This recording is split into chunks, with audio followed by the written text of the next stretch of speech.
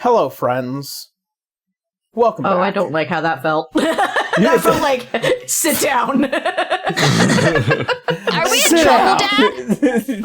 Are we in trouble? Maybe. I didn't sneak out to go to the party, I swear. Welcome back, everyone, to Explorers of Eardsihimmle, where I, Yoshi, and bring together simple friends from across the internet to play on a TTRPG show. Yay! Wait, we're on a show? You didn't tell me? You can hoop and holler a lot louder than that, right, if you want to. Yeah! Woo! There you go. Be that rowdy, goes be for heard. all of you. Be happy. Well, it all depends on how your microphone picks it up. Yeah. It just evaporates into the sound dampening. It's just Oh gosh. Poor Tweetums. That happened in Connor's birthday stream. She was screaming so loud that her voice just vanished. Love you, Tweetums. Well, then, that being said, my friends, we're going to jump on to some relatively quick announcements before we jump on into the game. So, where do we start off here?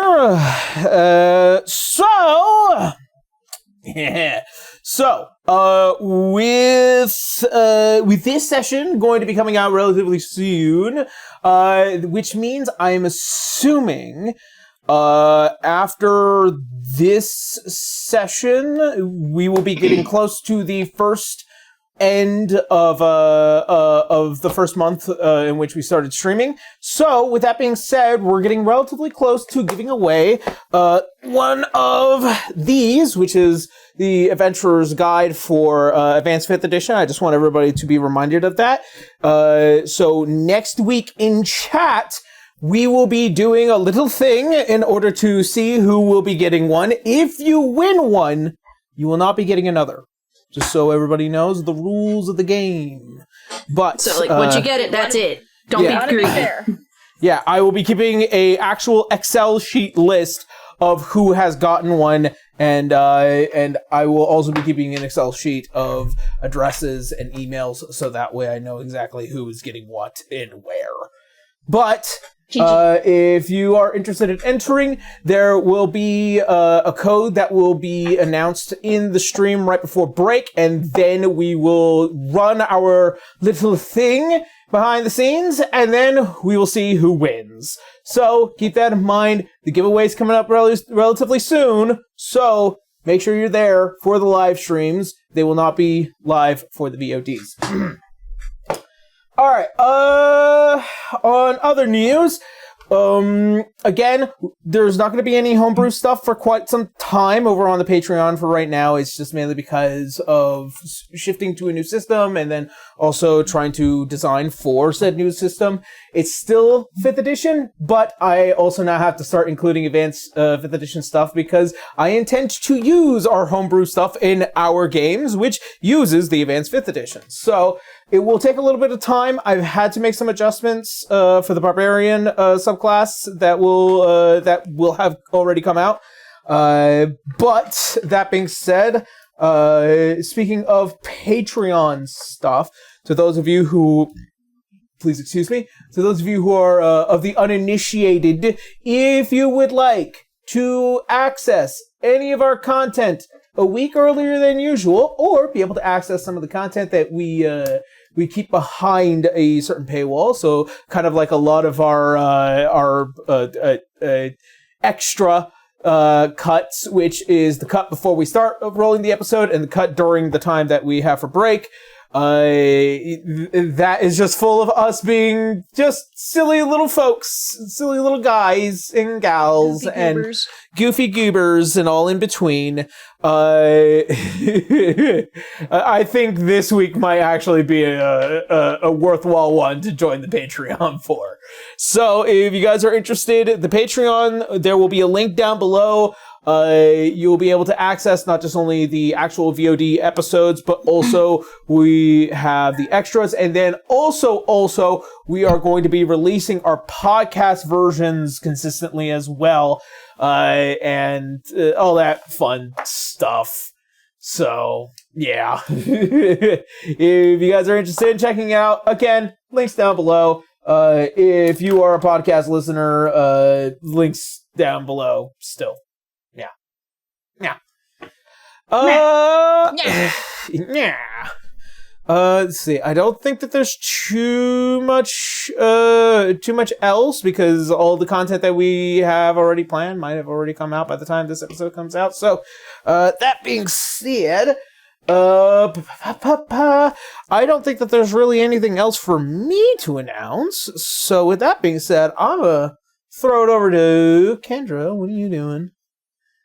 I'm sitting here waiting for my turn. Is it my turn? Yeah, it's here. Oh, thank you. All right, so guys, for our sponsors today, we have the lovely EN Publishing with their leveled up Advanced 5th Edition book. This is exactly what we will be using for this whole campaign. And today, I'm going to talk to you about the system for sacrificing your armor. That's right. Whenever you're in a situation where your back's against the wall, you're down to 1 hit point, and the enemy lands a critical hit, oh my goodness, what are you going to do? You sacrifice a piece of armor, your armor breaks, and it negates that critical. It saves you from having the absolute worst time possible. And the good part is you can repair your armor later. Yeah. So an actual functional armor and weapon degradation system. One where it's not going to be... It's broken, and it's broken forever. Goodbye to that super rare, awesome thing that you spent the entire campaign hunting. Yeah. But yes. As we mentioned earlier, we are giving away one of these lovely books. As Aaron mentioned, it is going to be 1 book per person. So if you have won one of these books, first off, congratulations. Second off, it's going to be limited to just 1 for you at a time. I know you want to have many, maybe hand out to your friends, but I'm sorry, we can only give you 1 free one at a time. So, Anyway, if you'd like to get one of your own, just purchase it straight from EN Publishing. Go to the link in the description, use discount code EOE. You will save some cash, and we'll get a little bit of a kickback. And you'll have an awesome book forever. Now, beyond that, we've got Volante Design. If you will see this lovely outfit that Aaron is sporting today. He has the whole top end. The whole top. Yeah. His shirt, his vest, his jacket, all from Volante Design. Some of these pieces are exclusive, so if you see something here that you like, you better nab it before they're not making it anymore, because once it's gone, it's gone. Yeah. But Volante Design, they are fighting against fast fashion, giving you something sustainable that will last a long, long time, and you can sometimes get some really cool licensed gear. I myself got myself a Garrus jacket a little bit ago. It is perfect against the rain. It keeps me nice and warm. It's fantastic. I love it. It's also really funny because, like, when she wears it, I am absolutely consumed because the hood is huge, but I love it anyway. But the fun part is, it's not just clothes. They have accessories like capes, scarves, gloves, and more. They got bags, patches, pins, play mats, and straps. All that cool stuff there. Go to the link in the description, get that discount code. You save, and we get a little bit back. And you get a little bit of heart from me. Just a little hand heart. Love you. And after that, we've got D&T. They provide to you tea and tea accessories, green, herbal, and black varieties. They have some specialty Tea of the Month and Dragon Tea series, which I've been wanting to get some, but they're always sold out, so they must be really good, but I can't verify how good the Dragon Tea series is until I try it myself. They will tell me when they email me back.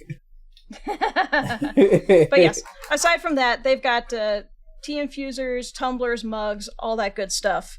And you'll be able to enjoy your tea in loose leaf form with your infusers, and it'll be just absolutely delicious because I love that Underdark and Chill. Delicious black tea. Aaron's got his favorite as well. Yeah. And my goodness, you are going to love D&T if you love any kind of delicious, warm, cozy drink. Yeah. Anyway, aside from that, once again, link in description, discount code, you save, we get some back. Everybody's happy. Yeah. All right.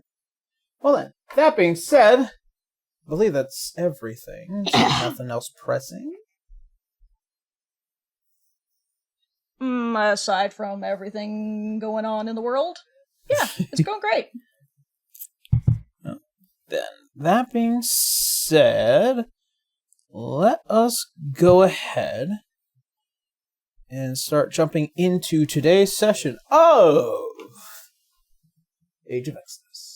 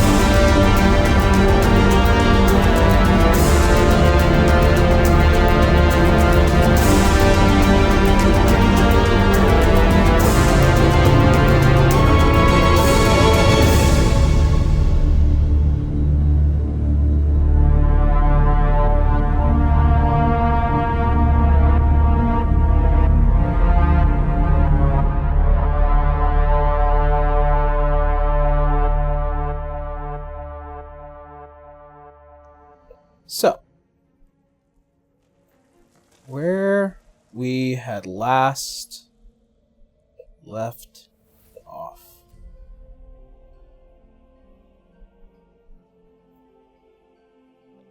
As our adventurers find themselves within the city of Karimorith, and coming together after fate and various forms of the powers that be bring them to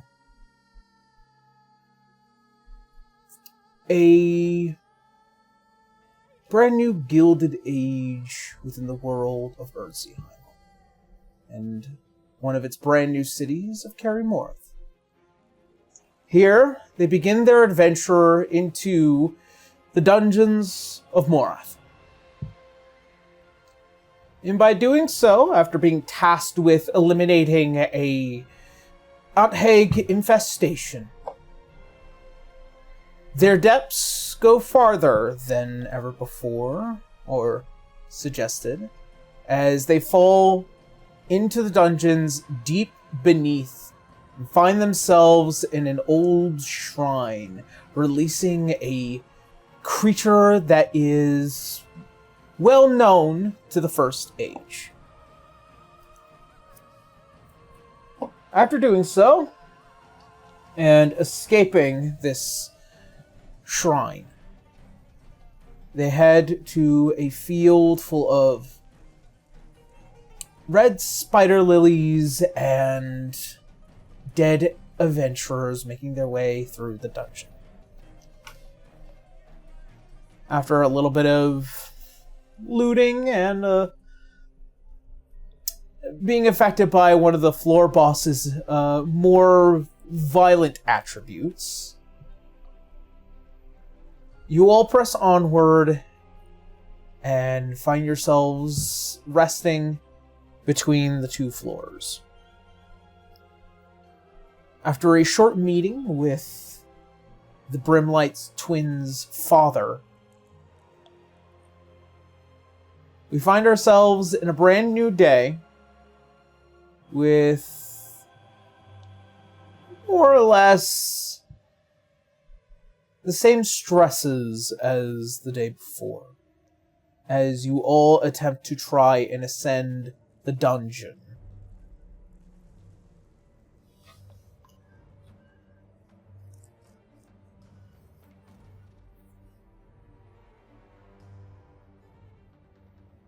And by doing so,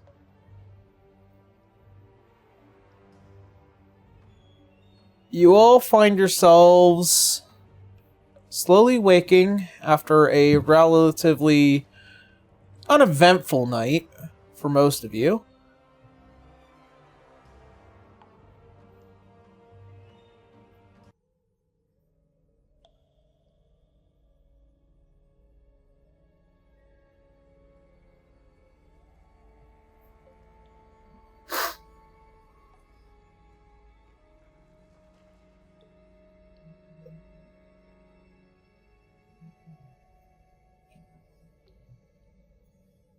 So, as all of you grab your equipment and prepare to move on,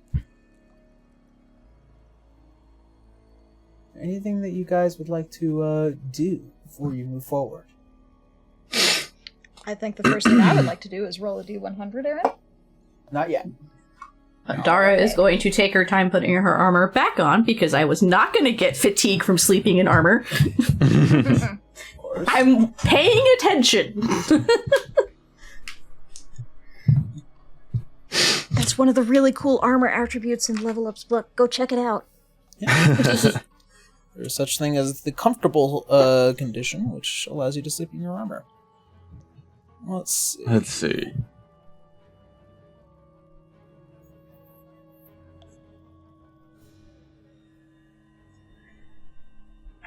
Given all the damage that we sustained yesterday and how treacherous this place is, Wolf is going to take some time going over their medicine kit for the day, and just recounting everything that's in there, making sure he knows how to use it, and I'm going to take Quick Learner to become proficient in medicine today. Okay. Nice. Not Very a bad good. idea. And I'm also going to turn on the wary stance when she's done putting her armor back on to have that expertise die on the insight shit. Let's go. Nice. Okay, very good. Briar is preparing her spells, and then once she's, fully up and ready for the day, she's probably just going to be doing some stretches. Yeah. I think the only thing for flavor that is, as everybody's getting ready, is Adara's trying to fix her hair after getting dumped in water yesterday. Oh. Y'all know what happens to hair when it dries without any help. Yeah. True. Sirius pulls a comb out of his bag. Let me help you out, sis. It's looking a little rough.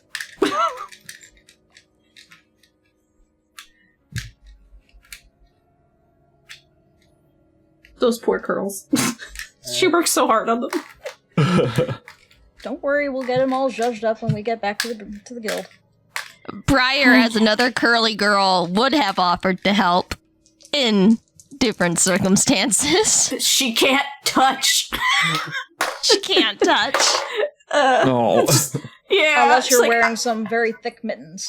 we haven't figured that out yet, because apparently even through clothing it does affect people, so we have to figure something out along the way. Sheesh.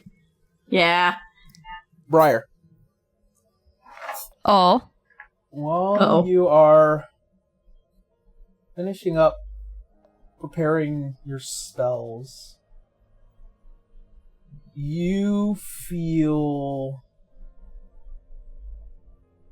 almost as if there is something watching you. Oh, shit. Again? As cold as you are, there is something almost colder breathing over your shoulder. And She'll immediately turn around and look over her shoulder, like Yeah. in like a defensive stance. yeah. As you do, there is nothing there. And you hear a slight sound. This almost awakening beast sound. This low growl, this hunched grumble to it. Can I investigate or like roll perception? See if I can see anything more? Sure.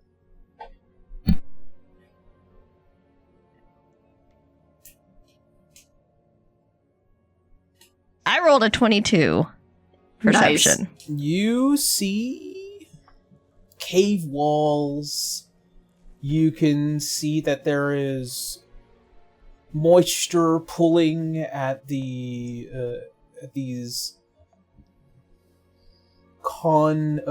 convex bowls that are made out of the minerals being whisked away by the water, overfilling and then dissipating. And as you continue to stare and try and find something physical, tangible,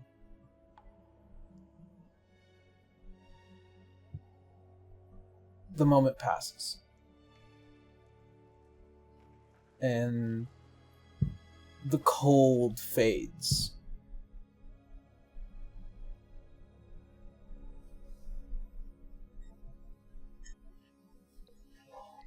Well, that was weird. She'll just kind of say to herself and then, yeah, back to what she was doing.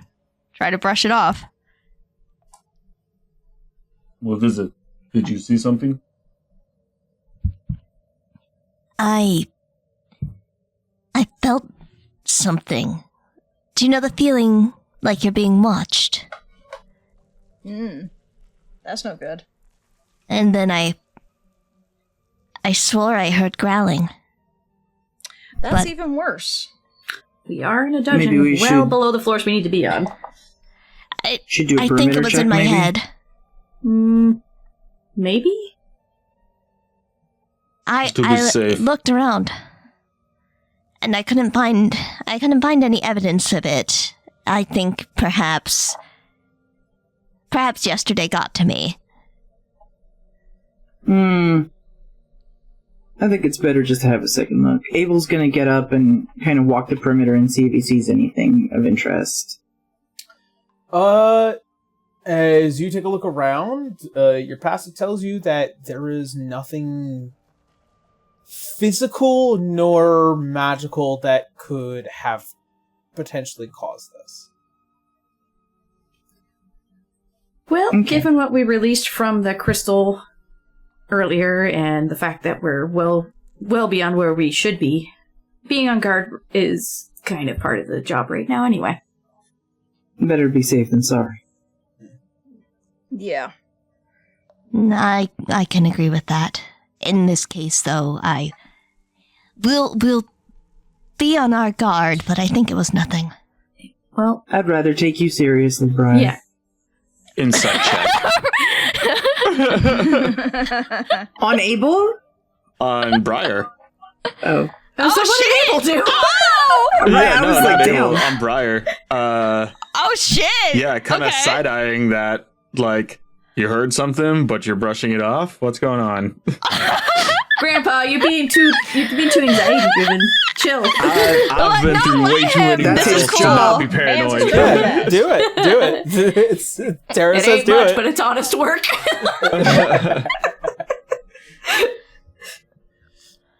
16 insight. Okay. What is he rolling against? Deception? I think. Well, I mean, I'm not deceiving. I know, you're not being honest. deceiving. Let me. This is something a bit more of a bit of my call because like you're being very honest. You can detect that Briar is being honest, and you're also well and aware that Briar has a. As far as you have known them for the past 72 hours, which has only been 72 hours, Mm-hmm.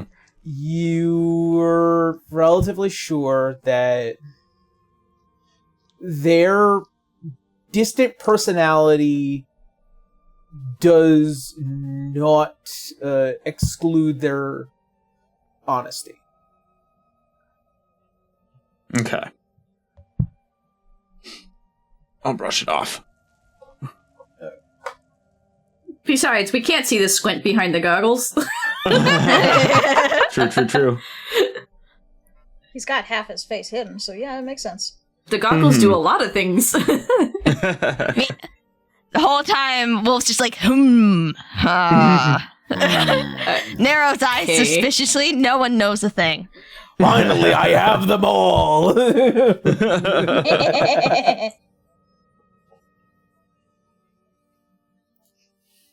Okay. All right. I will cast Mold Earth as we're packing up to stamp everything back down and cover up our fire pit. Okay.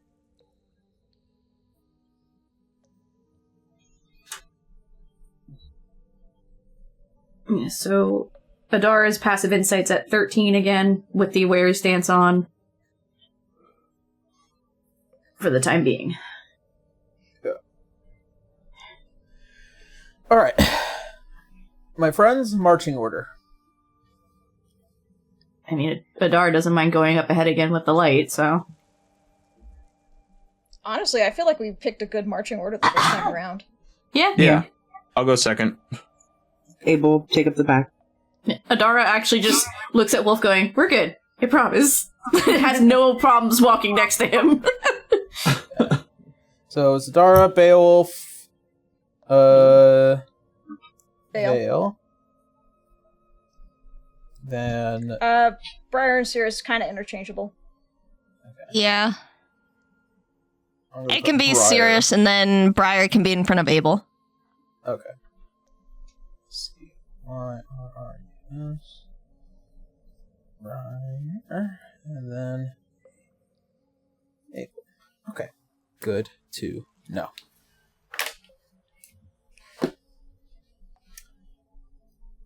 As you all press on further into the dungeon, you find yourselves making your way into the 8th, or towards the bottom of the 9th floor.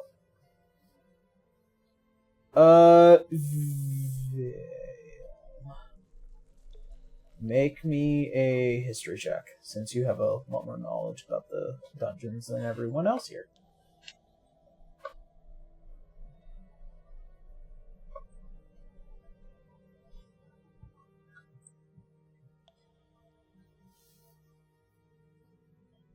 Uzu? Yeah, roll 20 ain't working for me, Chief. Oh. Oh, poo. What's going on? It's every week. There's gotta be something. Yeah. Alright, just roll a 20 and then add your benefits. For perception? History. Okay, I don't know what my history is the problem. It's that plus Intelligence. I can't remember my intelligence. On the left-hand side of your ability score, or right-hand side of the ability score, so where this, or under the big number. I can't see roll 20. Oh, roll 20 is not open. It's not open. It's not opening. It's not showing me, like, it wasn't showing me my stats before, so I refreshed it, and now it's not opening. So I don't know. What Any of my stats browser? except for my browser? wisdom. What browser are you using? Chrome. Switch to Firefox. Yeah, Firefox is better. I don't have Firefox. Oh dear. Alright, here, hold on. Lord of mercy. Come on! Why are you opening a new fucking tab? Because I Here felt like it, goes. sir. Okay. Why did it open Cirrus? I did not tap Cirrus. Yeah. Cirrus looking up from the screen. Hi. God. It's not even opening on my side. What the hell's going on? It was a little funky earlier, but I got it to work. Yeah, I'm having no trouble with mine, so.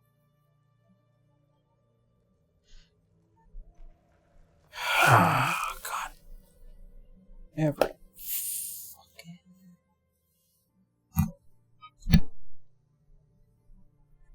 Every fucking goddamn session. Always something going on.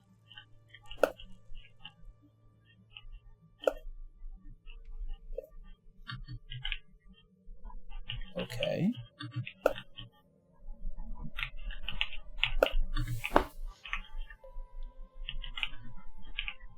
Huh. So the host isn't working.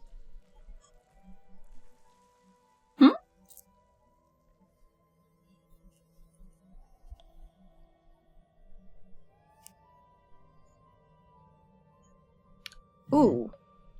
Yeah, this is looking like it's a Roll20 problem.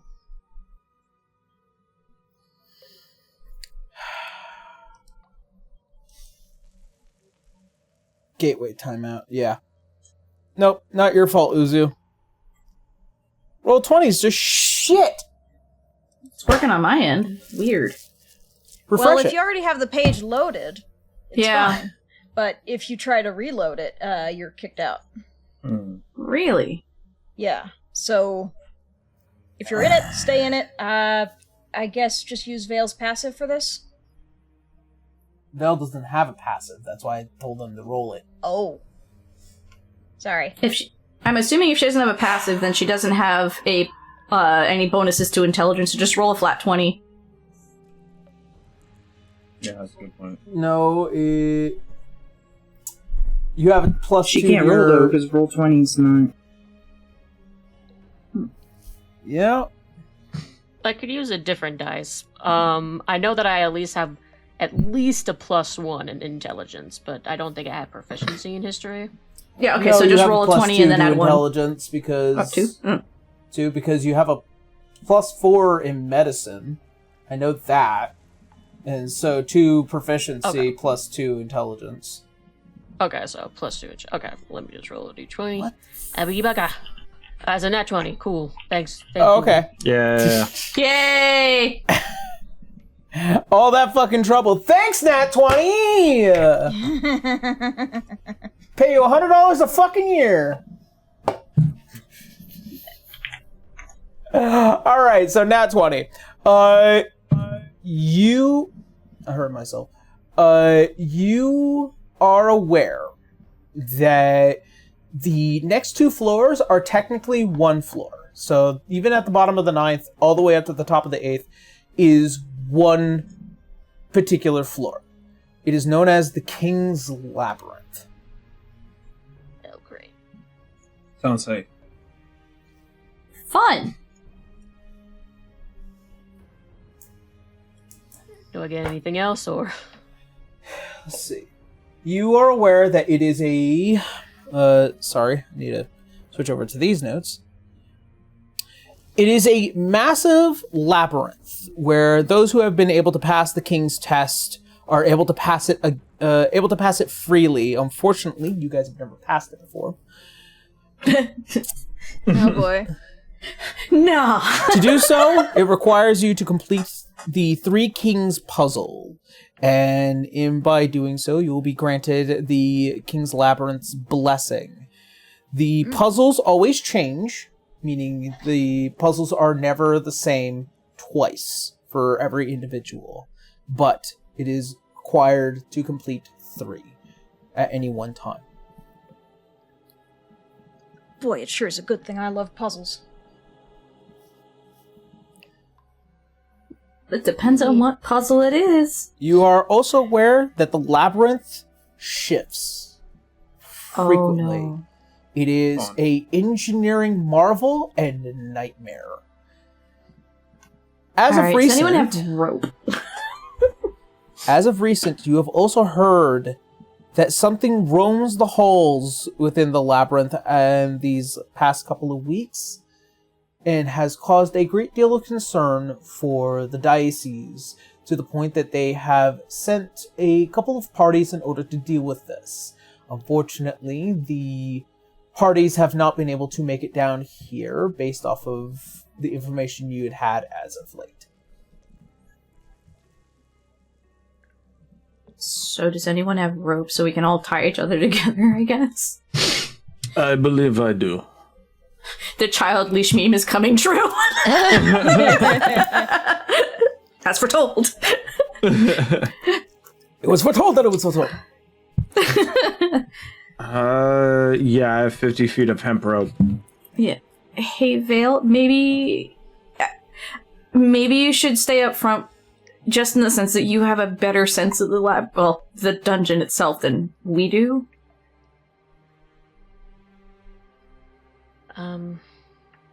Well,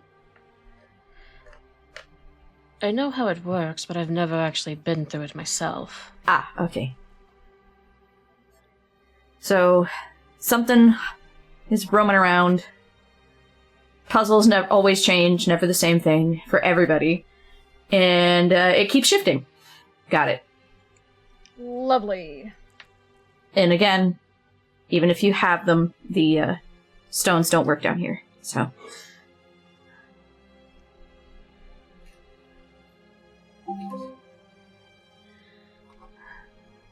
Well, and I guess it would be a good idea to get us all tied together. First on the loop. I guess we just keep the same marching order, just rope. For convenience sake, Yeah. probably, yeah. All right. As you tie yourselves together.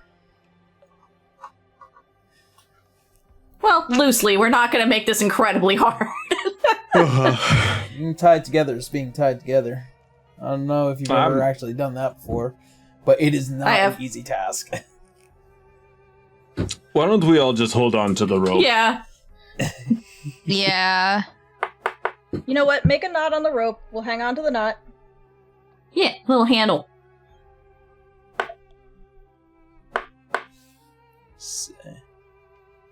All right. Well then, as you all move forward, Dara, make me...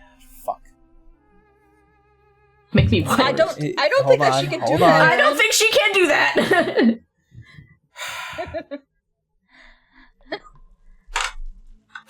I have my sheet open and it works, so I'm good. All right. Same here. I need a perception check. Perception? Yeah. Let's see. Roll 20, it does not. 14 plus 2, 16? 16. Mm-hmm. You find that there are these small reddish tufts that have come down from, or come up from down below. You are aware of these berserk-inducing spores, or this poison that is breathed in. However, they have lost their color. It's a bit more grayishly dull now. And you also find with what looks like to be every now and again, I would say, relevant dungeoneering gear. Kind of just left in a rush. And we're aware that parties were sent down here to deal with whatever's roaming around? Yes. Does it look like it was new? Like, these are just, like, was this dirt, like, disturbed recently, like, when it got dropped, or has this just been a minute? You can definitely detect it's been new. Do we hear anything around us right now? No. No? Can we investigate the scene? You just did. Well, the other... Yeah, I'm asking also, is there, like... did. Yeah. Is there a name on any of this stuff? Like, because some people do have, like, names into, like, whatever their packs have on and whatnot. No.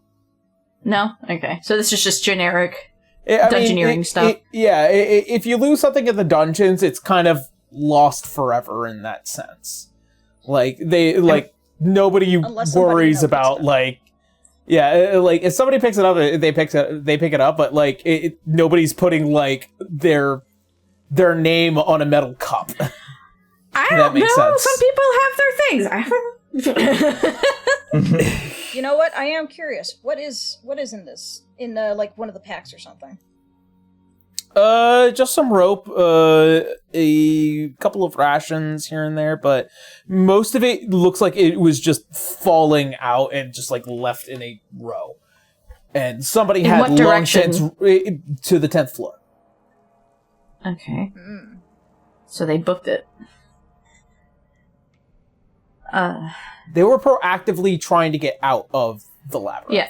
And the tufts on the wall, that's growing there, or is it from something else again, just to... It's obviously from the 10th floor. So it came this way. Or whatever was from the 10th floor went up that way, but whoever was going that way is recent. Oh, no, I'm saying the tufts that you're saying, like, are they like growing on the wall, or is it... No, I'm having a it's hard time from- understanding.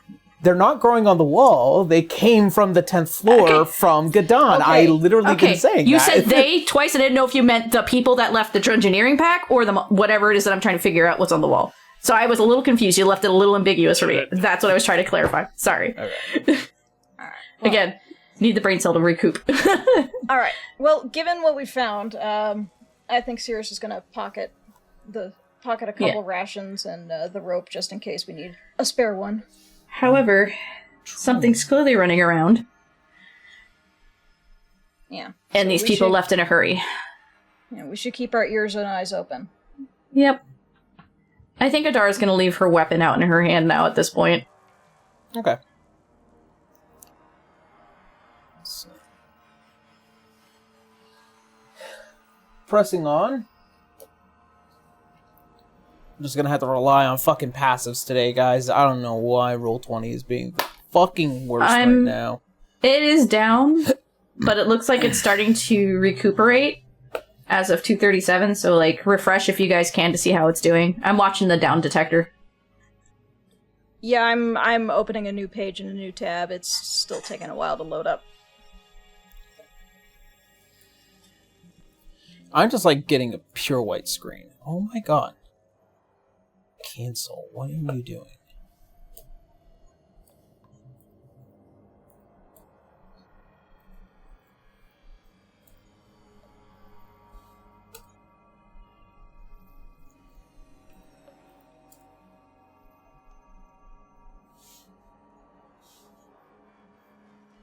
Yeah. Yeah, of course it has to fucking do it right when we're playing game. So Of fun. course. This isn't the first time we've had something absolutely mess up our game. Yeah. Like Fugi. Alright. Got a bajillion fucking checks for you guys to make, and I can't have you make any of them. Sorry.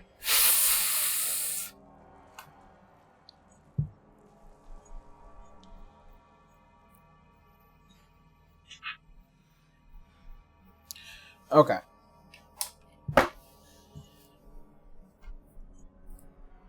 You guys are just gonna have to fucking deal with it, and whatever we'll do later, but, like, for the sake of it, just roll your d20s and do what you gotta do.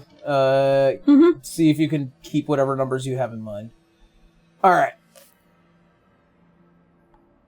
Passing through a length of the cave, you find yourselves kind of standing in what looks like to be a small cluster of rooms. Not, I wouldn't call them rooms. Definitely outlets. Spaces, voids here in the caves. And it leads up to something that is a bit more carved, something a bit more designed.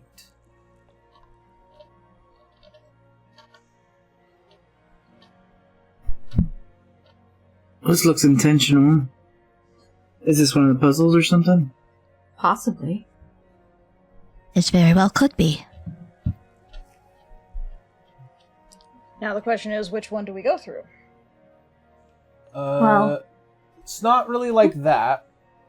Oh. Still the cave Oh. system. You guys haven't gotten... I said on the other side. but there are openings that lead into small kind of little outlets of caves where you will notice what looks like to be where fresh water seems to be kind of leaking from the cave walls. Definitely people have made this space a camping area on several different occasions, as you notice several stacks of burnt fireplaces, garbage and trash every now and again, and the usual practicing of weapons on stalagmites.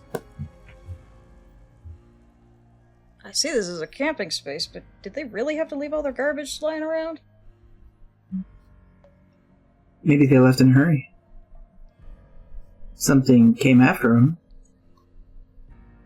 That's actually a really good question. Are any of these, any of the remaining little fire pits, are any of them, like, still, like, a little warm or a little bit smoky or anything? Are there any embers left? Yeah. No. Okay. Nobody has been able to pass here for quite some time. The most recent person that could have possibly passed through here, you took stuff off of their person. Well, the fires are cold. So it's been a while.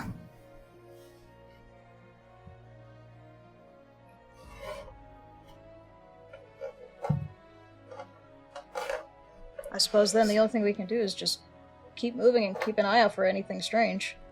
Considering that right now, our only mission is to get the heck back up to the top floors where we're supposed to be. To be fair, we did manage to do some bug control, so... Yes, but the lower floors are harder. We're still very much green thumbs, Cirrus. Vale. I'm not saying we combat everything that happens down here. I'm saying we did our job that we were originally meant to, so... I know. Vale. Yes. You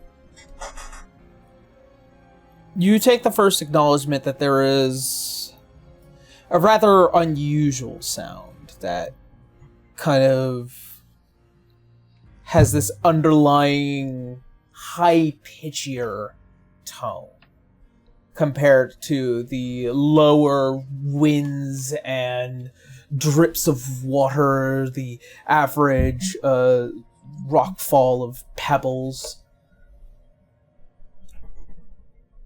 You hear the sound of almost as if some big metal plate is being dragged on its edge through the caves.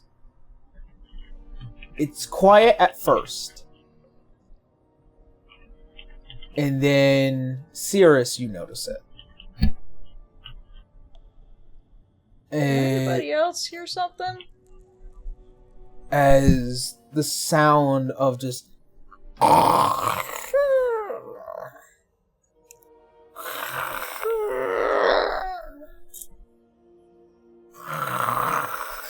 and you just hear this almost mad ramble. Let me see.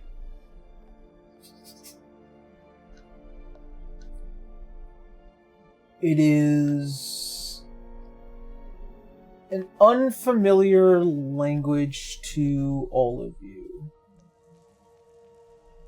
Oh, as language? It is language, but it is an unfamiliar language to any of you. As you just hear the echoing throughout the cave. Just hard and solid up.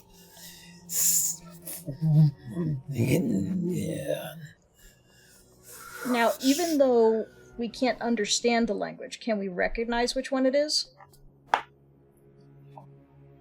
based on Cirrus's history, Cirrus and Beowulf, and your guys' passive history tells you it is the language of the giants.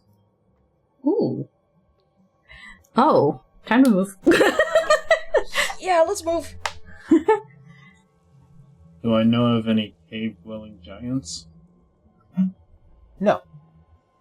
Or what kind There of shouldn't giant be. that would be?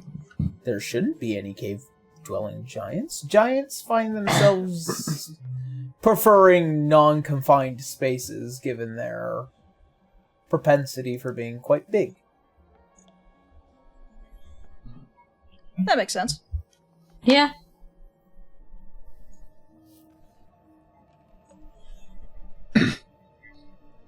As coming down from the labyrinth area, the upper levels, it comes closer towards all of you. Just more of the sounds of this metal dragging, just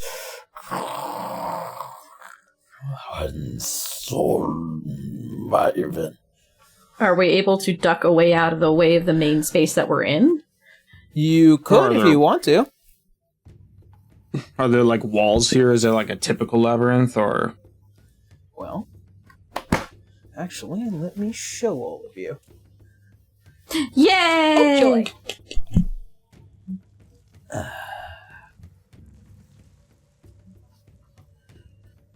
Okay, this makes more sense now. Thank you.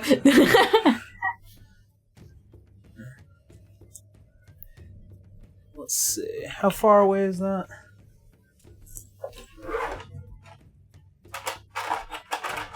Is that a wall between us and that alcove? Yes, multiple walls. Yeah. Let's see, from... It's coming from behind us or in front of us? Oh, okay, you're switching us around. Never mind. Yeah, sorry. I put you That guys... answers that question. Yeah, I had put you guys down before I actually realized. No worries. So... You do not notice. It is still far too dark over there. Over here coming from that direction? You do hear it coming from that direction.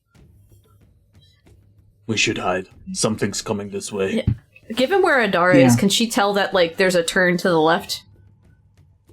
You do see that there's kind of like this, like, thick area, but... Oh, I'm talking about also ahead of her towards where, as a player, me, I can see that figure, but, like, I'm talking about the bigger space. Oh, yes, you can see this. Yeah, so if we're holding onto that rope, she's gonna tug on it, and she's gonna dart in that way to pull people along with her. Okay. I'll move with it. And we'll probably have to try to be a little bit quiet. Yeah. Just that if it winds up having to fight us, we're not stuck in a tiny closet, you know? Mm-hmm. And if you can't reach it, you know, like, we're just gonna have to play it by ear as best we can, which is kind of what we're doing already.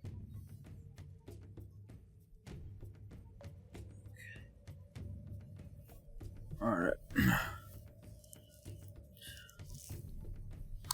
Alright. Yeah. So that... Adara's gonna go up against the wall straight at, actually where she was, but straight ahead of her. So wait, she's up against that wall? No, where we came in? Further, yeah, the other wall. There you go. Yep, towards you? Up Yep, against so- the wall. Yeah, so she can still see if it passes by. But not, yeah, a little further back? Towards the inside of the... There you go. Like, that back corner. There you go. Right there. Perfect. Yeah. If people want to not stay up front, they can. She's just trying to scooch around and not get attacked by anything, but also see where it's going. I feel like we should all tuck inside this room. Yeah, like everyone should be going in. Mm. This was just a direction of, hey, there's a big space in here, come with me. Mm-hmm. Instead of being stuck out there like sitting ducks. But she'll distinguish the flame in her hand, so she's not like a big sitting target. Okay. Yep, there is no light coming from Cirrus. Does anyone else want to sit next to Adara in this case? Or is everyone else gonna hide? Uh, I'm gonna yeah. All right. I'm gonna fold up the rear of the line up closer to you, Adara, so that they're tucked behind the two of us on the rope. Tankies. Yes. Now I'm going to use the group check. Also, just so you know, it looks like it fixed itself, so try signing back into Roll20. Because it opened up on Chrome for me. For those of you who are using Chrome. I'm Yeah, going it seems to still to be misbehaving on Firefox. Okay. use a collective party check here. Okie day.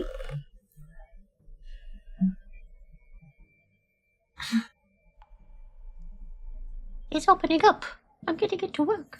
Yay! Sorry, I'm just keeping a close eye on the down detector for y'all. Okay. Yar. I need everyone that is attempting to stealth to make me a stealth check, except for Beowulf and Vale. And Joy. why can't I? Stealth check. Okay. Yep. Why can't I stealth? Because you have a passive stealth that already beats the DC. 16. I'm a flat. It's disadvantage. Hold on. Right, half plate. Mm-hmm. Oh, Of course I get a natural 20, so I guess it's the 16. Fuck you. Okay. Wait, are we all at disadvantage? No, No. just me. I have half plate armor. All right. Briar got 7, so... Okay. Oops. 21. 21? We love 21. Okay. It's a collective roll, so it's not just you failed the whole group, so don't sweat it too hard. Yeah, it's 14 for me. All right. As all of you fall into the dark,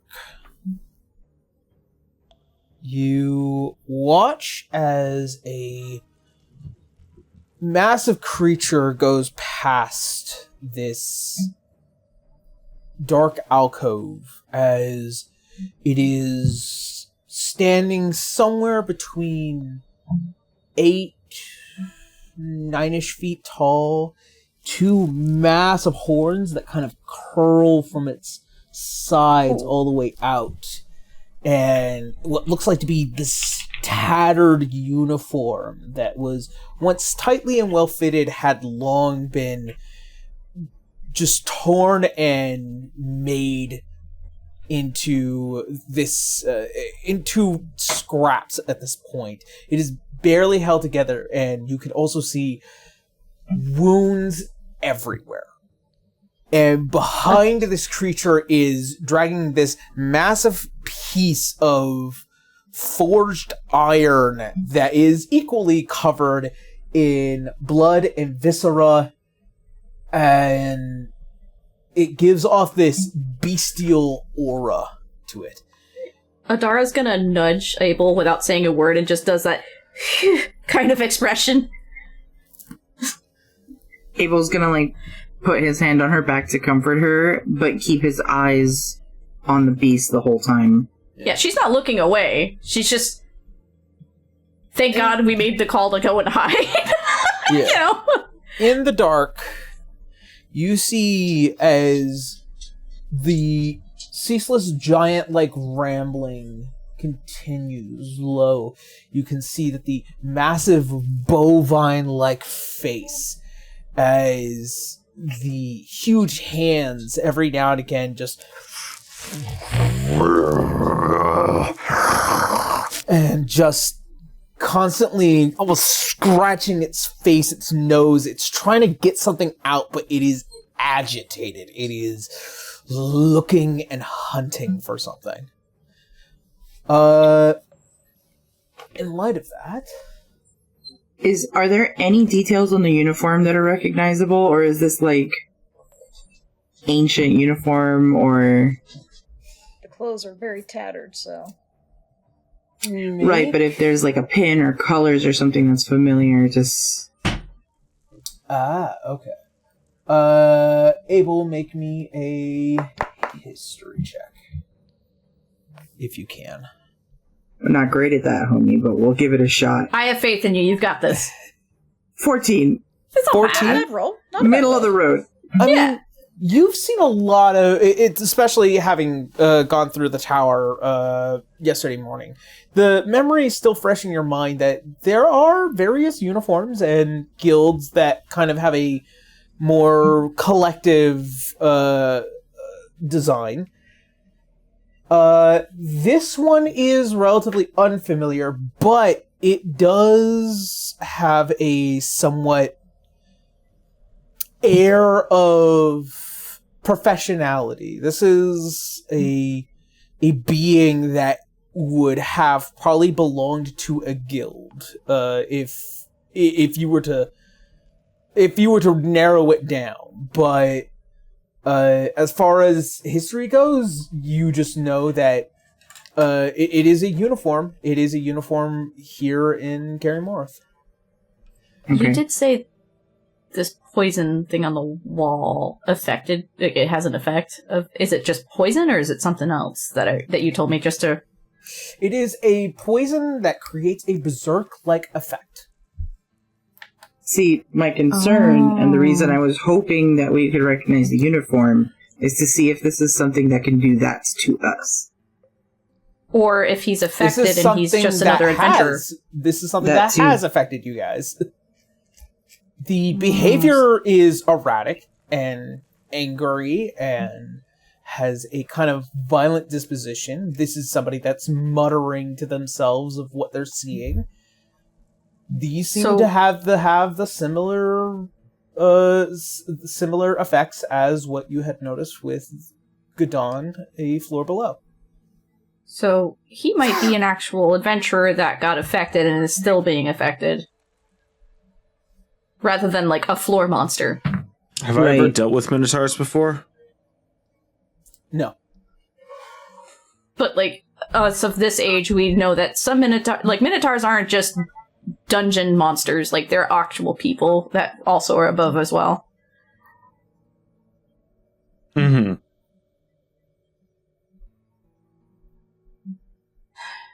Like it's a PR.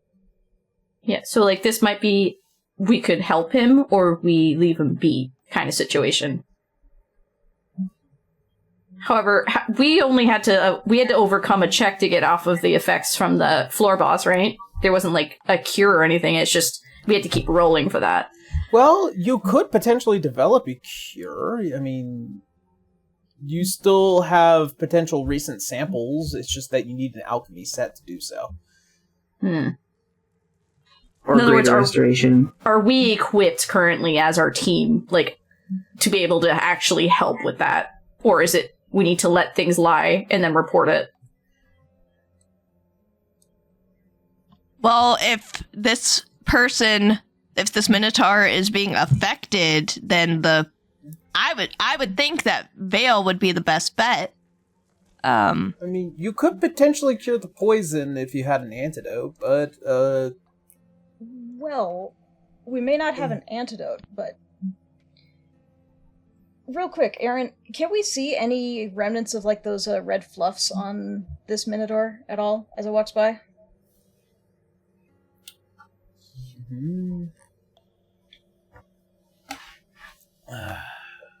Like, the idea is we don't want to go after or get caught by any monsters of these lower floors. However, if this is an adventure, that's a different situation. Yeah. No. You know? No. I'm trying to do this right. For the sake of it, Cirrus, make me a perception check. Ooh. Yeah. Okay, just straight up perception. Yeah, straight up perception. Because you're looking for a very, very tiny detail on a very, very dark figure. Alright, so that is going to be a d20 plus 5. That's a 19. 19? I mean, you can definitely see that there's, like, some kind of reddish hue on the heads, a bit on the horns. Definitely along the snout. Alright. Just Well, muttering in to which the group, case- do we help him or do we let it go? Let me see here something real quick.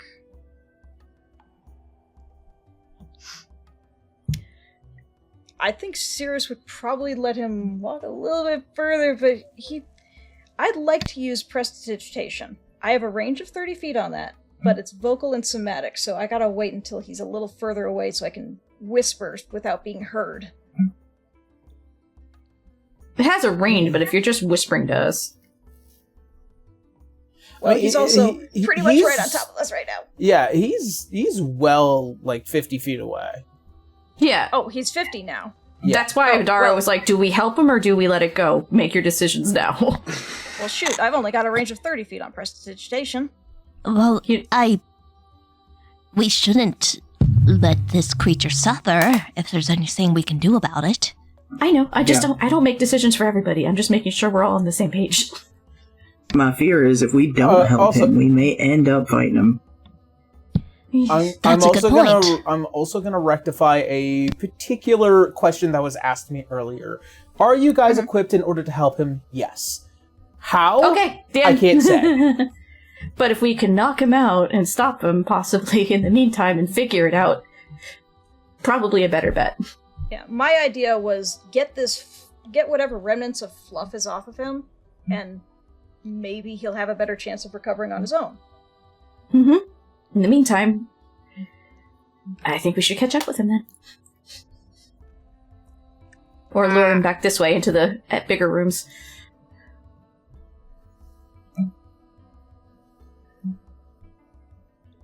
Well, given you have metal shoes, it's probably not a good idea for you. If I'm trying to get his attention, it's actually a good idea. Well, true. So, are we feeling... everyone, are we feeling like we can help this guy pull him a little closer, or should Cirrus try to get a little sneaky for 20 feet and... I don't know if it's a great idea for you to go out on your own. Yeah. I'm not going out on my own, you're all right here. But she would lure him out. If you guys are okay with that, she's gonna lure him out. She'll just stomp her feet going, yoo-hoo, this way! Because the rooms are bigger over this way than that way, so... Okay. We want space. She'll be bait, she's fine, she's pretty. And shiny. So she's got the flame in her hand, and she's just making a show of it. Y'all prepare your attacks, I guess, but we're not doing lethal damage, at least. Okay. Maybe we can knock him prone. That's what I'm hoping. Y'all hide and make sure you can surprise the dude, I guess. This is going to be a little difficult because running combat stuff without Roll20 is going to be fucking a pain in my ass. Well, it opened up. I'm going to use the marching order for initiative. All right. So, with that being so.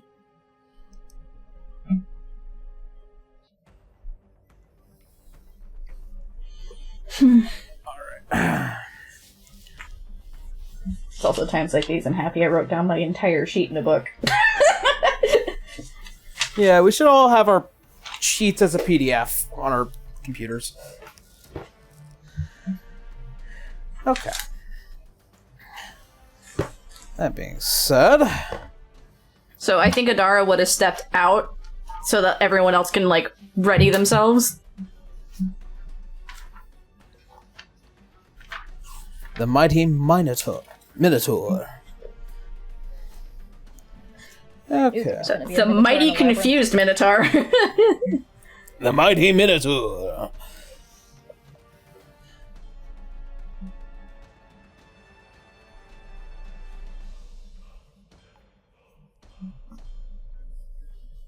All right.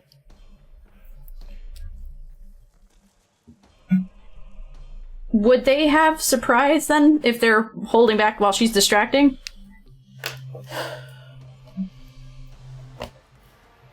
No, because you gave away your surprise when you announced yourself.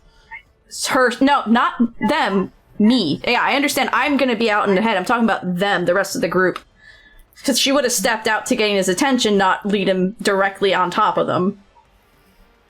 He has dark vision of up to 60 feet, so when he's looking at you, he's looking at the party. Aaron, I said I would have stepped out into the hall, so I don't know.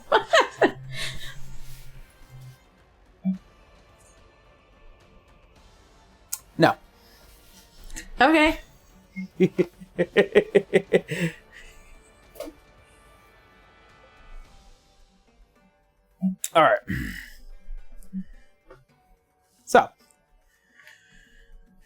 You make the first move, Adar. Do I? Yes. You're the... Well, as you know, it's going to be all non-lethal, but the whole point is to... She's only good at hitting things, so she's going to do what she can. If anyone else can figure something else along the way, yay. But in the meantime, enemy. Is that okay for everybody? Yeah. Yep, we signed up for it. Okie dokie. That's a 10 plus 6 to hit, 16. 16 will hit. Yay! Oh, I didn't mean to do that. 13 slashing damage. Lo-Fi agrees! Ignore the roll. I have to hit the roll the 20 button for the die, so ignore the roll, but though that isn't that 20 would be nice, but I rolled it on my other die, so being honest, it's a 16 to hit with 13 damage. Still, you did land the hit. Good job. Who knows, maybe hitting him in the pain might snap him out of it. I have no idea. It does not. Well, that answered that. Alright. Yeah, that's all she can do, because level 1, I don't have all the fancy shit yet. I know. Hey, Wolf, you're up. Vale, you're on deck. Can I reach him with my movement? With your movement. No. All right.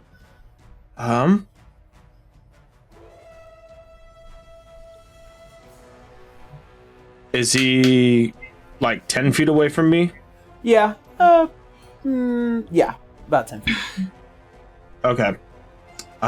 In that case, I want to try and telekinetically shove him as a bonus action toward me. Okay.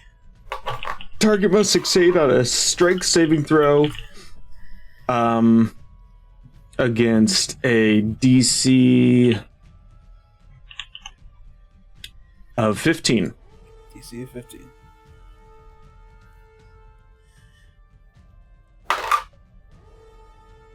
That's going to be... It's going to be 16. Damn it. Okay. So as you go to telekinetically shove, it is rebuffed by the pure physical status of this creature. Okay. Just trying to yank him towards me, but that fails. So I'm just going to... this could be trouble. I'm going to place my hands together. Storka! And my muscles are gonna explode as I cast Arcane Muscle as an action. Buff up, Grandpa! Oh, yeah. Buff, Hell yeah. Grandpa! Alright, Mr. Yoshi, let's go! Yeah. That'll be my turn. Huge. Get huge. All right. Well then, that being said, is the end of Vale's turn. It is, or end of Beowulf's turn is now Vale's turn. Okay. Let me double check the distance that I have on this. Okay. So, question: is it dark right now? Yes, there is no light. You have no dark vision? Nope. Whoops. So, yeah. Uzu, correction, you do. Okay. You do have dark vision. Just go with it. Okay. I can see! I I can can fight! fight. I'm gonna go into the hallway. I'll message you why. Okay. There you go. And fuck it. I'll go cast Guiding Bolt. Fuck it, let's go. We ballin'. Go back, have Guiding Bolt. Okay. So, okay, that doesn't have a thing, so I will just manually type this out. Do. Do the do. How about you? Oh! Do you hit me now? Is that what's happening? You rolling that one? Yeah, she did. Oh dear. Okay. There it is, You guys. rolling that one as you go to cast Guiding Bolt. You having to shoot, not only trying to thread the needle between Wolf and Adara, who you especially don't want to hit. You just see as it kind of bends the wrong way, and then as it hits the side of the cave, I'm gonna do that. Uh-oh. As it hits the side of the cave, a small formation of rocks just all fall down, and it releases a ton of spiders to run everywhere. Oh joy. Oh, I hate that. I hate Nobody here that. is afraid of spiders. Not just any spiders. Huge If you say spiders. something like oh no. Unfortunately, I don't have a large spiders, but I do have a bunch of ant eggs.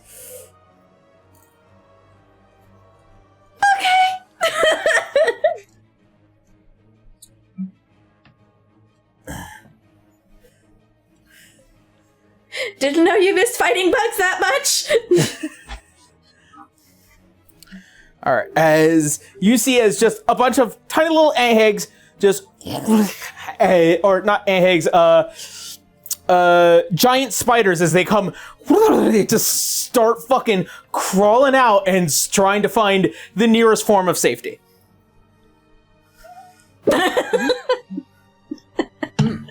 The single tear down Adara's eye. Oh dear. All right, is that the end of Vale's turn? I just use my bonus action to summon out both my freaking armalades. All right, just all right, and with that, that is the end of Vale's turn.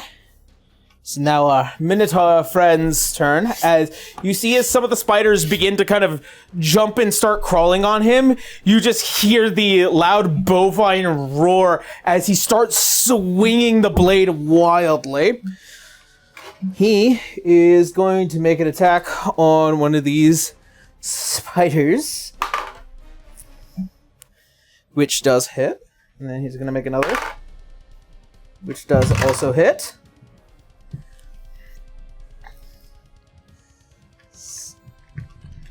Quite luckily, these do not have a lot of hit points. You know, maybe that nat one wasn't so bad after all. You could be attacking me right now. True, it's distracting. As you see, as he swings around this massive beast cleaver, it just, as it hits one, it just bisects one straight down the middle, and then another as large legs and fangs go flying as two die at his hand. Okay. As he manages to get these two off of him, he's still wildly swinging and just angrily screaming these giant words. And So, that will be... question. Being that close, does he have the same look as the rest of the group did in that lower floor when we were affected? Yes. Okay. Leans back. It's exactly what we all thought it was! All right. And that will be the end of the Minotaur's turn. It is now Cirrus's turn. Cirrus, roll me a D100. There it is. Here we go. All right. Oh boy. All right, D100. That is a 2. What was it now? That was a 2. That was a 2. I rolled a 2 on a D100. If only this was divine intervention, that would have been great.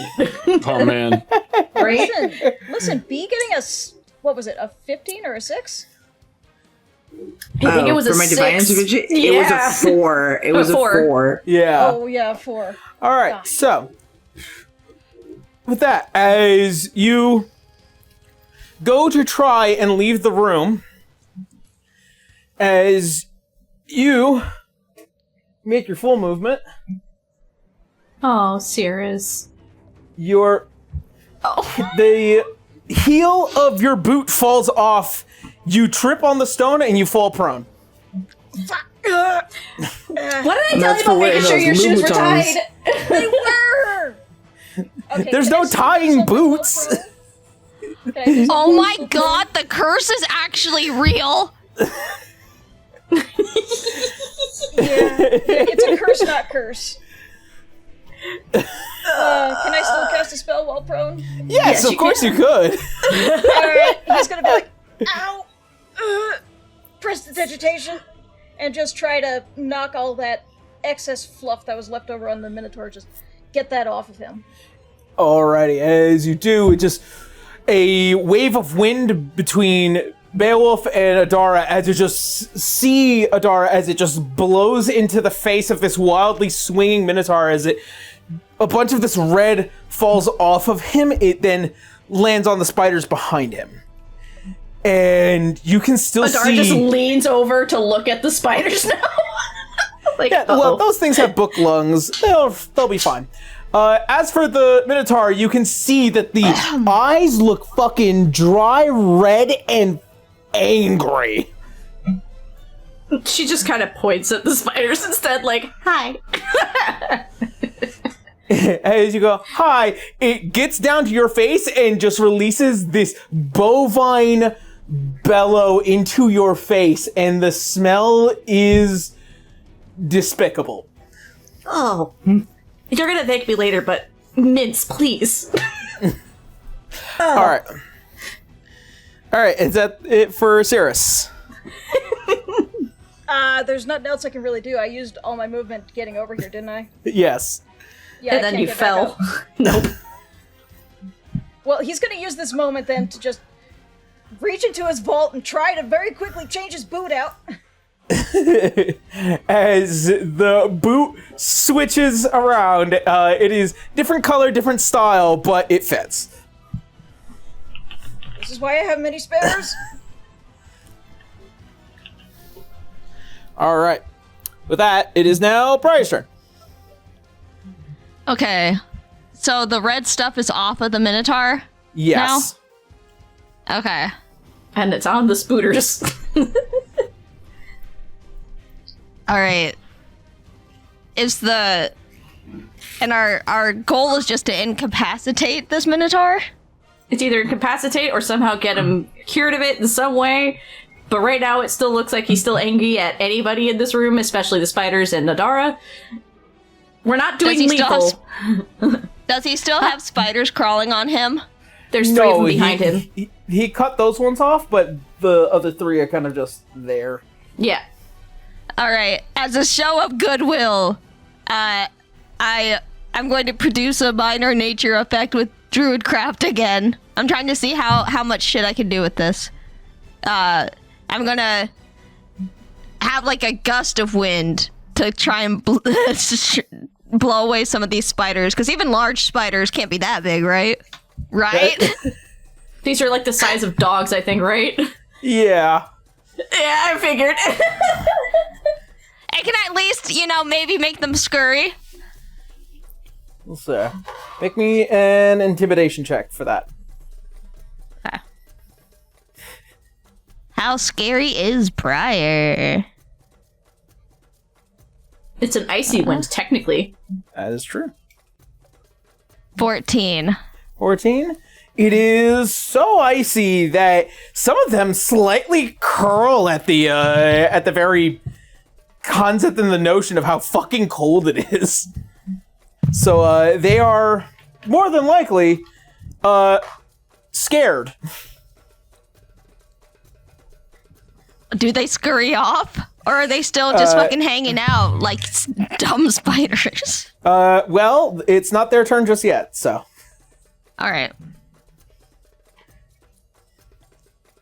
Alrighty. Well then, that being said, anything else with Briar? That's it. Okay. 1 second for me. Here, Briar. Briar. You hear a voice. Oh shit. Okay. Ah, fuck. It's voice time. Uh-oh. Something old, something sylvan. Okay. As this low and growled voice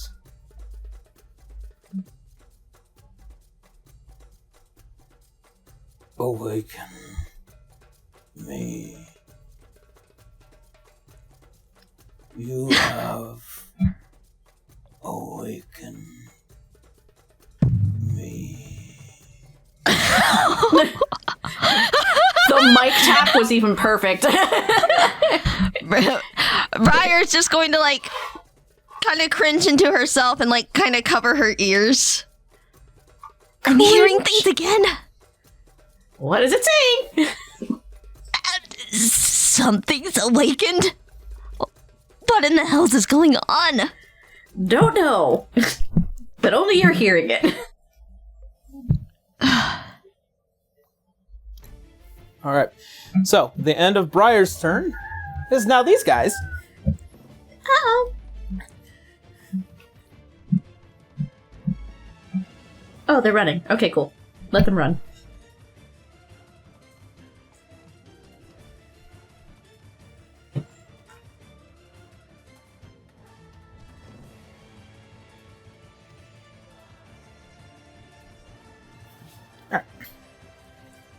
As they begin to kind of scurry along the walls of the cave. That will be the end of their turn. It is now Abel's turn. So Abel is going to dash to get over to the Minotaur, or at least as close as he can. So that'll be 60 feet with the doubling. And he's going to try and get behind the Minotaur if it's possible. Yeah, probably leaping over Cirrus. As he does, as he gets over there... Huh? That's as far as your movement will get you, is right there. We're holding hands. That's fine. I want to be there with Adara. And as he's running towards them, he's going to shift into his wolf form. Alrighty. My intent is to attempt to grapple the Minotaur. I know I don't have the action for it, but that's what I'm setting up there. Okay. Aaron, you need to print a wolf mini for Abel now. I gotta get the STL from Give him the puppy. Buppy. All right. Buppy. So then, as you come out and as you see as the shifting form of Abel gets slightly bigger, the head becomes more canine and a pair of long curled horns come from the head as you come up with one of your massive arms as you try and prepare for a grapple with this creature. But that will be the end of the first round. It is now your turn, Adara. Okay. So he still looks like he's losing his mind still? Like there's nothing, Yes. there's not a change. He's just still losing it. Yes. Alright. It's not and his turn after yet. the wind blast and everything, it's still affecting him. Yes. And there's nothing I can do without an antidote. So my only job is to either incapacitate him or someone figures it out along the way. So she's going to keep hitting him non-lethally, obviously. Okay. Alright. Bonk. 16 plus 6, 22. 22, that will hit. I'm gonna hit the thing in and ignore the d20 roll. I'm just doing it for the damage. 15. 15? Alright. That was 2 hit or damage? No, it's 16 plus 6 to hit, 15 damage. 15 slashing damage. Okay, 15. Alright. Yeah. I'm not using the dice roller to hit. I'm using it, I'm just clicking it, so it actually does the slashing damage. It's not detached like our other sheets were in the other game, unfortunately. So I have to hit it that way.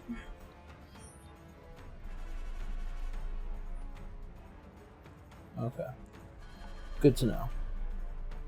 At the same time going, it'd be nice if you'd wake up now. All right. And that's the end of Adara's turn? That's all I can do. All right. She's gonna Wolf. still stay where she is because she doesn't want the others to get hit. All right. Wolf, you're up. All right, Wolf. I have a feature here that I was looking at. Yeah, Wolf is going to close that remaining 5 feet if he can towards the Minotaur. And Wolf's gonna try and grapple him. Everybody's giving him the biggest hug. Grapple crew.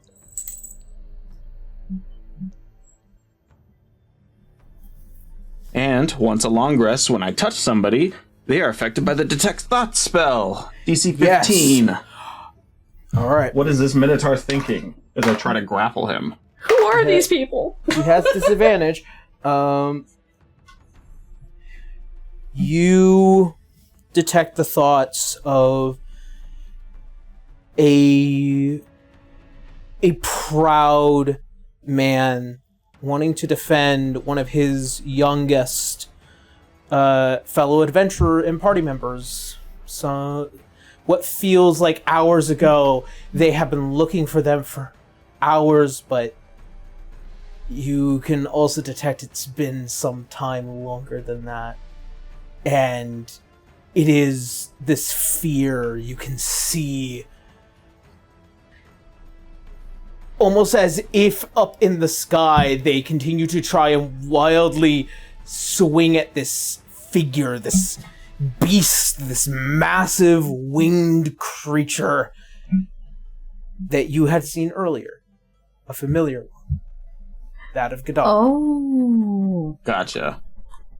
So it sounds from their thoughts that they're like still fighting whatever they're thinking they're seeing. Yes. Gotcha. Is there any of that crap still on them? No, but whatever that crap is, it's deep in there. Deep in where? In the mind. Okay. So For you guys, for the instance that it happened, you were able to kind of get over it pretty quickly. It's been on this guy for probably what has been weeks. This is not something that's just going to go away. Gotcha. All right, I'll make that grappling check. Okay. 22. 22? Nice. All right. Nat 20. Not just a 20. Yeah, not 20. Goodness. Nat Yeah. 20. Okay, so either I get a nat 20 or I don't. I did not. Hey. As you just... Big old man Roshi, as you manage to grab one of the free hands and just drag it behind their back and just put both of your legs under their massive hooves and just Nelson them up in hopes that they might stop moving, but they are just still trying to even like move the blade behind their back. So they're not giving up just yet. Old man Can I Grandpa try and- has the Minotaur. Adara is staring at the werewolf next to her like, what? Can I try and telekinetic shove as a bonus action to topple us onto the ground? I will a good say, question. let's see. Well, no, because telekinetic shove is a bonus action, so it's an action to grapple. Yes. Yes, I imagine action economy lets you do that. Let me also grab the grapple here. Grapple ring. Where's the grapple? Grapple, grapple, grapple, grapple. Keep saying grapple, it'll stop being a word. Yeah, there you are. Peach colored.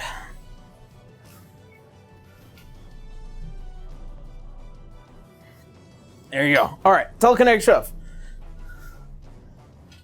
DC 15. Easy 15. 15 meets it beats. Damn it. Yeah. It's all good. He's still grappled at least. Yeah, Yeah. still grappled. All right, that's my turn. Okay, so grappled. Speed becomes 0, no speed bonuses. Okay, good. I'll call out, he's still fighting whatever he thinks he's seeing. All right. Well then, that being said, Vale, you are up. Okay. I'm going to cast Aid again. But this time it's going to go onto Adara, Abel, and Beowulf. So all right. you guys will get a +5 to your hit points. Thank you. Feel the Nice. Thank you. the warmth That's of nice an and chunky. aid. Thank you. Okay. So they can move nowhere. All right. Is that going to be it for Vale? Yeah. Anything else? Okay. That's all. All right. Good to know. All right. It is now the Minotaur's turn. They can't move, so quite luckily, one of their main abilities is unaffected. But that does not mean that they cannot attack. Just at disadvantage, I think, right? Nope. No, grapple doesn't give disadvantage. All right. All grapple does is reduce their speed, and they get no speed bonuses. So I'm thinking they of can't paralyzed. move. Yeah. You're Yeah. thinking of prone. Or prone, Or yeah. restrained. Or restrained, yeah. Okay. So first off, I'm gonna go after the guy that's holding on to him. Beowulf. That's gonna be an 18 to hit. Oh God. Oh god. Tonk.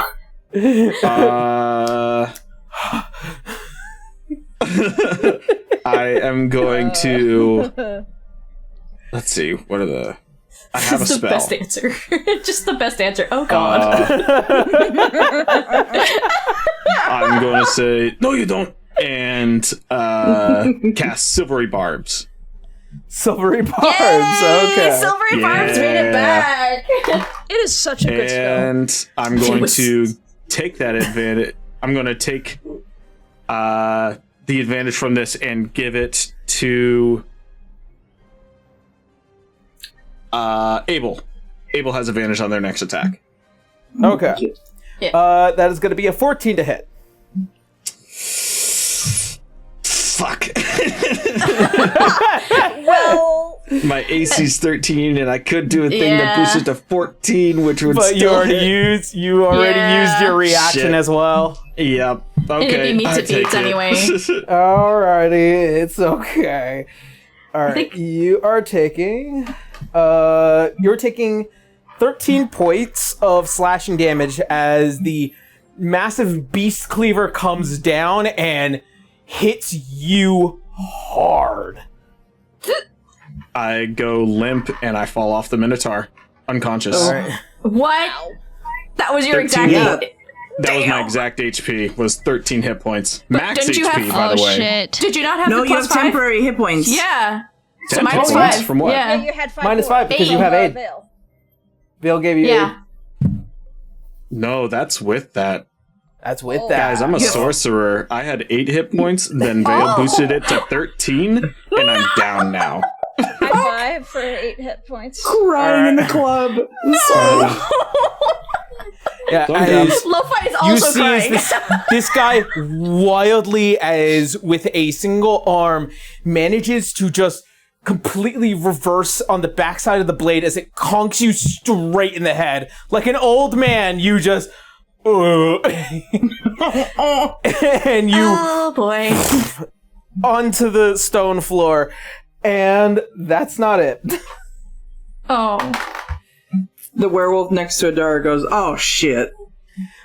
Just the more staring like, oh no, but also holy shit, this is so cool. Abel. It's going to be a 15 to hit. Yeah.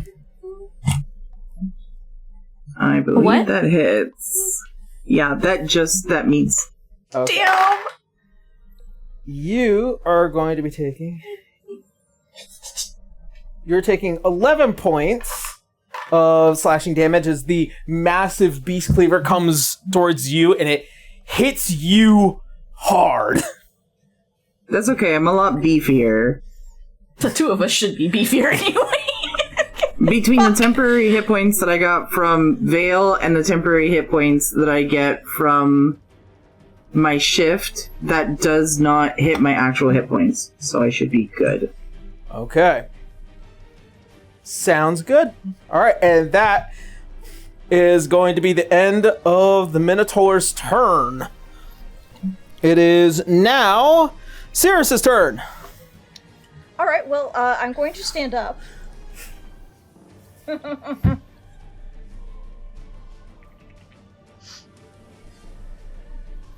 Roll 20 should be fully working now.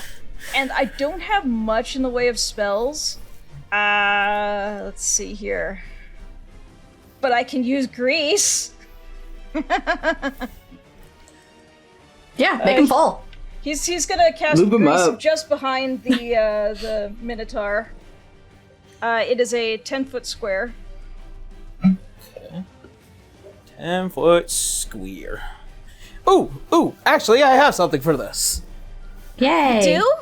Yes. Yay! Right behind the Minotaur? Or under him. Yes. Yeah, starting Behind- under him and... Yeah. Yeah, starting under him and back. So it doesn't affect us. Yeah. Okay, there you go. Greased. Perfect. A whole It's vat of nice. cooking oil. It's a nice bright green that you guys can see. Yay. Yay! All right, so yeah, he's got that now. I don't have much else I can really do, but I don't like this thing being nice and big and chunky. He's gonna pull his shield out and just have it equipped. All right. you standing up? Plus Yes, 2 he's to your AC. standing Okay. Yep. Alrighty. And that will be the end of Cirrus's turn. Briar, you're up, and Abel, you're on deck. Okay. Yeah. Ball still to have the fucking advantage. mic.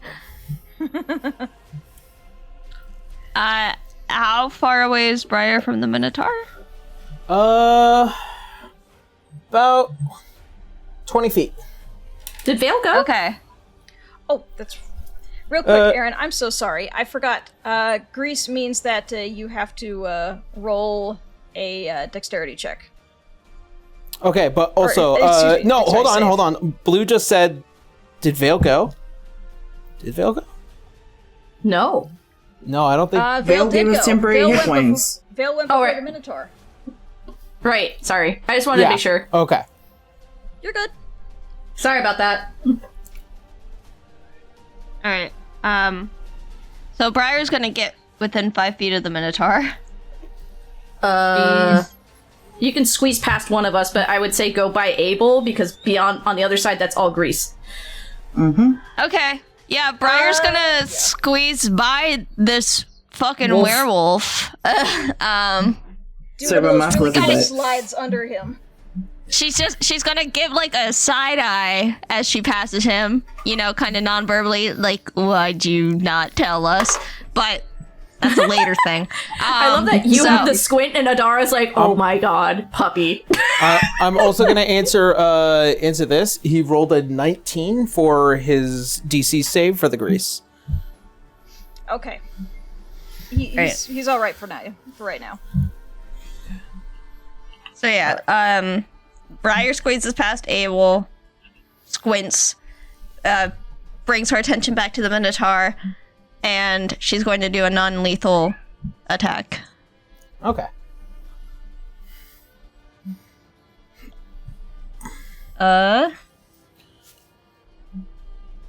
I'm assuming that a 12 does not hit. 12 does not hit, unfortunately. Damn. Alrighty.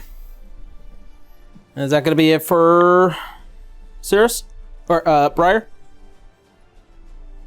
Yep, not much else I can do. Alright. Abel, you are up. Yeah, so Abel's gonna try and grapple him. Is it just a straight strength roll? It is a contesting strength roll, so But you also get advantage from the silvery barb, still. yes, you do. Yes. Would it help that he's also on a bunch of grease? Well, I'm grappling him. Yeah, it doesn't matter. I don't. It's not. He won't be moving, I think. Yeah. So the first one is an 18. Second one is a 4. We'll stick with the 18. I feel like. a little bit. Okay. Plus 4. That's a 17, so he fails. He is grappled. Okay. So He's grappled Abel again. runs straight forward, grabs him, and goes, "Come here, big boy. Somebody take his weapon." Alrighty. Well then, as he is grappled, it is now top of the round. Adara, you're up.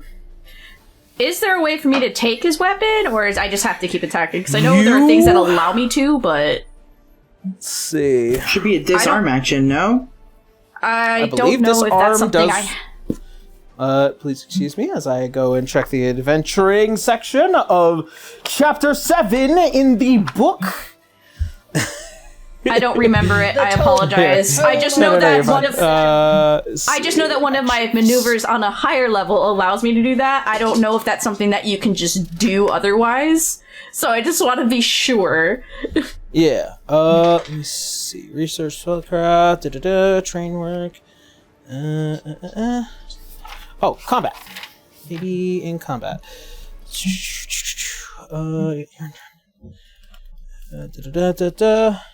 Being prone, mounts of combat, attacking prone, dragging an ally.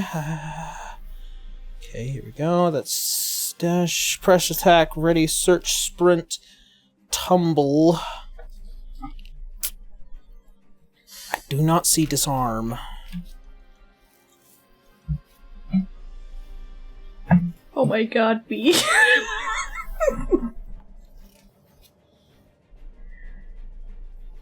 Okay. Unfortunately, I do not see anything with disarm, so what I'm going to do is that I'm going to do a DM special here. Okay. Adara, make me a contesting strength check. Just a check? Just a straight strength check. You're trying to pull the weapon out of his hand. Ooh! Natural 20. Natural 20? Rolls a 14 plus 4, so you take the massive beast cleaver, to which, by the one, this is a +1 weapon, and there's a certain property to it, but we'll talk about that later. Yeah, she just grabs it and goes, "You're going into timeout! Excuse me! Yoinks!" It is a great sword. Ooh, another one. She has one already. Alrighty. And with that is that is your action to pull the weapon off of this creature. That's all I can do. I don't have anything else. I do have bonus actions, but the only bonus action I have I don't need right now, so I'm good. Yeah. Alright. Alright, sounds good. Alright, and that will be the end of Adara's turn. Beowulf, make me a... first off, you do take a point of fatigue. Because you were reduced down to 0 hit points. So first off, you cannot sprint. That is 1 point of fatigue. 2, roll me a death save. 4. You fail your first death save. Is it plus my con stat? Doesn't matter. You have to be above 10. I would say yes, but unfortunately, you're a sorcerer. I do add my con. You do add your con. Okay, hitting the death save macro seemed to only roll a d20, so that's weird. You want to know what? Because keep in mind, this is also a homebrew document from somebody else trying to do it, so that's probably something that they didn't program in just yet. Yeah. All right. So that being said, that will be the end of Beowulf's turn. It is now Vale's turn. Oil. Yeah, get Grandpa off the floor if you can. Let's see here.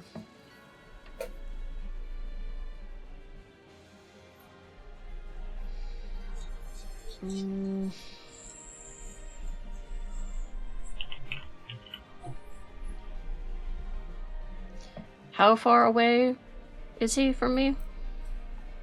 20 feet. 20 feet. Okay, let me double check something. You know, out of all the miniatures, Vale is the heaviest. Out of all the player minis, Vale's the heaviest here. Come my fat ass. No. I was thinking it and I didn't didn't want to say it because I didn't want to I piss don't you think off. it's. Hold on. I don't think it's just the ass, Vale. No, it's your big gonna old say- lady. It's all that ass. Vale's got all the curves. Yeah. She's got all the ass, all the titties. All the ladies are jealous. All the men's wants hers, and all the fish fear her.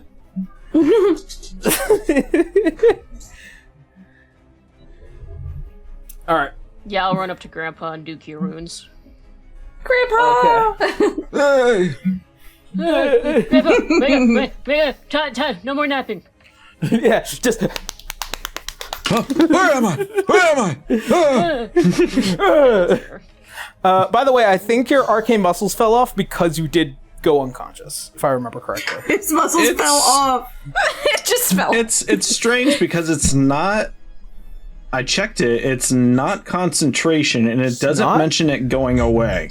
No. Yeah. Okay, so you keep your arcane muscles. Good to know. Fuck yeah. So the muscles stay on. Muscles stay. Sorry, but the muscles stay. So you will get 10 back. Oh my Wake god, up, that's Grandma. more than my max. Yay! Yeah, Grandpa's your current max is alive. 13 because of aid. So Oh, okay. there's a So 10. So there's a werewolf holding on to Minotaur. Adara stole the weapon. You're on the floor. Oh, goddamn! You have aid at first level as cleric? I thought it was a second level spell. Yeah, it's something that my weapons give me. Like, I can Holy only do shit. it once. That's cool. Yeah. Yeah, everybody got a DM special. Yeah. Nice. And, yep, that's all. All right, sounds good. It is now the Minotaur. So, since he no longer has a weapon and he is grappled, And does he need to? grease? Does he need to make that grease save at the start or end of his turn? End. End. Yeah, and if a creature that enters the area ends its turn, there must also succeed a dex save. Okay. Well then, he's fucked. So with that, he is going to attempt to punch Abel. So, 11. That does not hit. All right.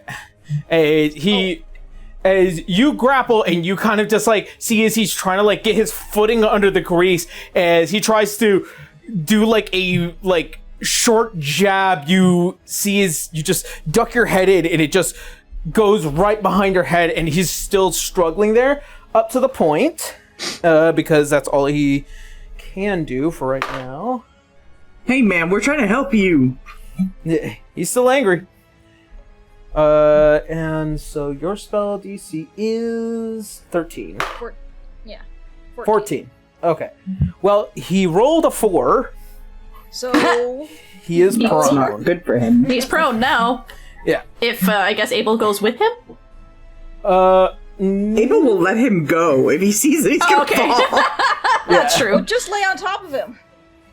But then you'd get the grease in the fur, and that's gross. Yeah. What in As, the AO3 are you trying to set up over there? I know. what in the AO? Goddamn. All right. Whole fucking episode's gonna be great, guys. It is. All right. Well, then that is going to be the end of the Minotaur's turn. Cirrus, you're up. All right. Well, let me see here. I think I am actually going to be using Ray of Frost, just so that I don't get too close to this sucker. Let's see. Where's the thing? There it is. And oh, that's a What's 6. I the- don't think it hits. What's the range of that? Mm. Ray of Frost Is it a line spell? has a it's a range of 60 feet. Oh, then ranged spells are disadvantaged on prone creatures. Oh well. Well, okay. Let me read me the description of Ray of Frost real quick. All right. Let me see here. Where would you like me to start? I need to know its shape. Because if it's a line spell, you are putting a whole bunch of people at risk. Oh, well, alright then. An icy beam shoots from your outstretched fingers, make a ranged spell attack. Da-da-da-da-da. Okay, I don't know, do I try to reach between somebody? Or is Beowulf still on the ground? I haven't taken my turn yet, so I'm not up. Okay. Ray of Frost. Read it proper. I need to know what the shape of the spell is. I just know it's Make a icy ranged beam. spell attack on hand, and its speed is reduced by 10 zones. Okay. Okay, so there is no shape to it. All right. No. Yep. It is just pew. All right. Then, if it is ranged, it is at disadvantage because ranged spell, because he is prone. Well, I rolled a 6, so it's not gonna hit. Yeah, unfortunate. All right, and that is going to be the end of that turn. Good thing that was only a cantrip. Yep. Yeah. All right. He's probably then going to just try to help Beowulf up. All right. I will accept the help if it stands me up.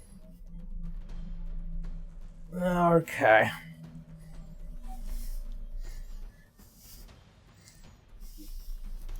And with that, it is now Briar's turn. Abel, you're up.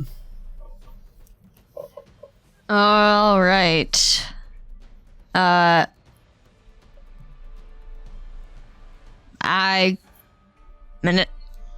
the Minotaur looking? It's grappled, no weapon. Grappled, Yeah, no and ours. weapon. Still wild, but still healthy. All right. Try to knock it out again, I guess.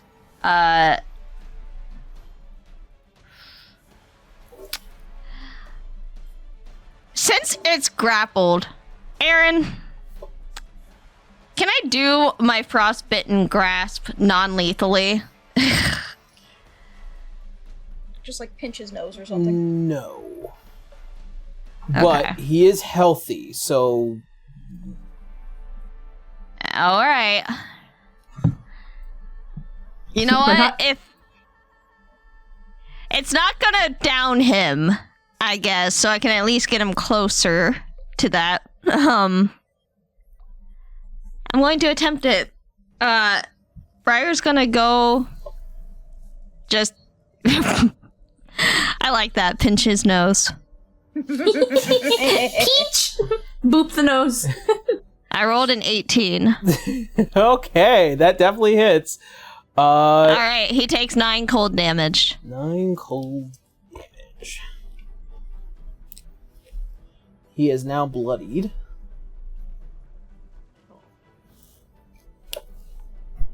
And as you do touch him, you hear the voice again. My claws.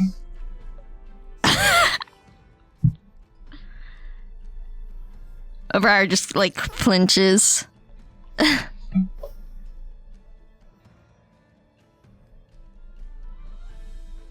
Alright. And anything else? That's it. Alright. Abel, you're up. Abel's gonna take note of Briar's flinch and ask about that later. But he's gonna hit the Minotaur with the pommel of his sword to try and knock him out non-lethal. Okay, make me an attack. With advantage because technically he is prone. Which I should have had Briar do, but an 18 It was hit still gonna regardless. hit. Yeah. Yeah. That's a terrible roll. Do it again. That's Much better. So it's a 23 to hit Why do it again? She rolled a because I 7. had advantage. Yeah. Oh, you have. You just said roll advantage Did because she's somebody's- prone. Oh, yes. Yeah. Yes. Sorry, I lost myself there. I'm sorry. It's all good. We're keeping you in check now. I thought I had misheard. No, you're good. Okay, I'm sorry. Oh, God. All right, as you just... He's on the floor. He's cold. He's cold. As you hit him with the back of the blade, you can still hear the large speak and the violence that is exuding from this creature. So not enough to knock him out? Not enough to knock him out. Not just yet. All right, that's going to be the end of Abel's turn. It is now Adara's turn. Cool.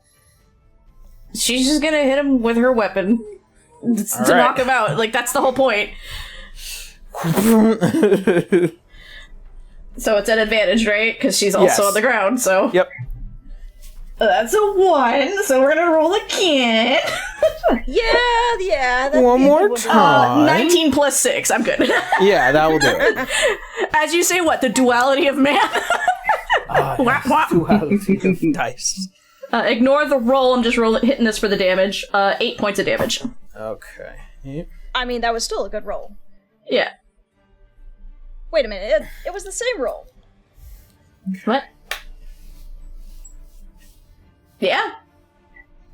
Very fun. Okay, roll 20. I see your bullshit. That happens a lot with Roll20. Yeah. But it's matching my physical die. All right. It is now Beowulf's turn. Vale, you're up. Or, Vale, you're on deck. Okay. Did I stand up yet? They helped me stand last turn, but I don't know if you count that as me actually standing. It is an action to do something like that, but the help is appreciated. Okay, I'll use half my movement to stand. Not that you really need to go far. Yeah. Okay, I'm still all swole, and I'm going to... I can't hold weapons when I got my muscles. Yeah, I'm just gonna grip him by the collar, and as blood streaking down my head from the massive wound he left in it, my leather cap is damaged and has fallen back, and you can see my scar-riddled scalp and my small silver faux hawk that protrudes up top, and there's just blue veins all over my head as my goggles are hanging around my neck, and my eyes just flash this intense blue light as I'm going to use my feature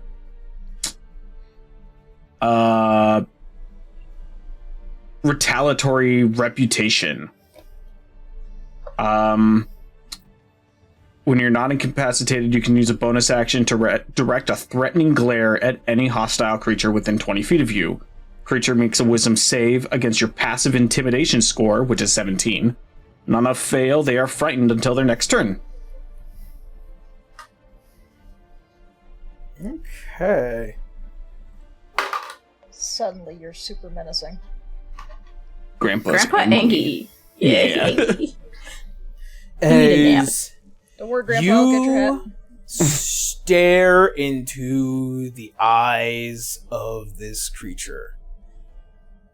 This creature has already been in the state of frightened for a long time.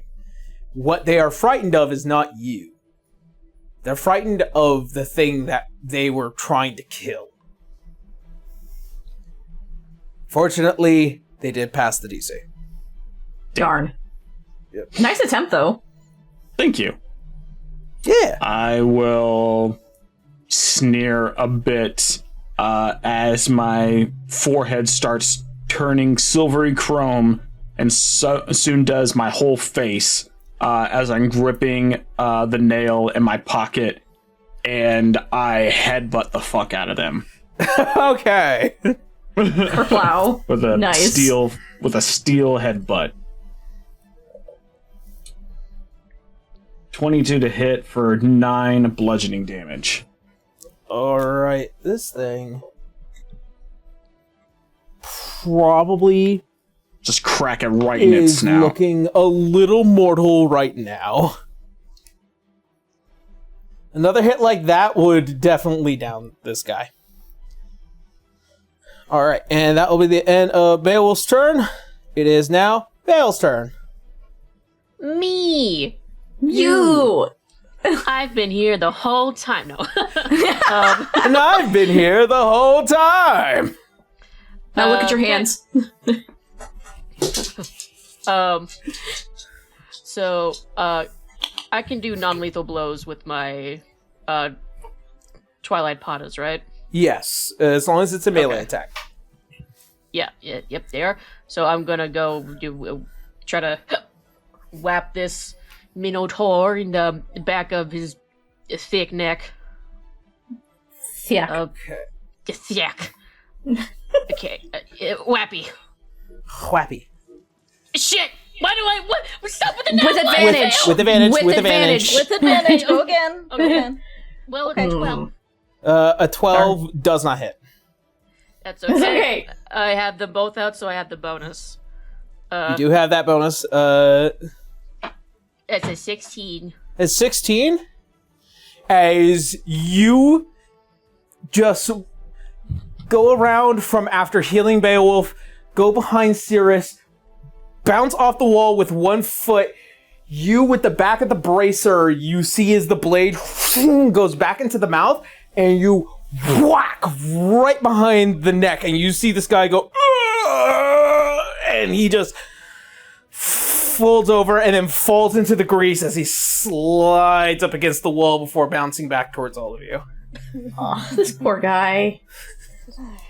Just a lonely little hockey puck. And with And that, Adara just looks back at Abel again.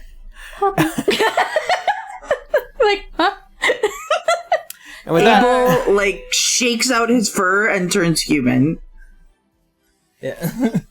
This is- There's literally a look of awe in her eyes, just like, huh. She's never met a shifter before. all right. He just kind of, like, walks past her to look at the Minotaur, gives her a wink as he's walking. Oh, And- haha. And with that, I'm gonna have us go and take a 10-minute break. So we Thank will you, because see Lo-Fi was all- absolutely yelling at me. Yeah, we'll see you all in about 10 minutes. See you then. Yeah. Okay.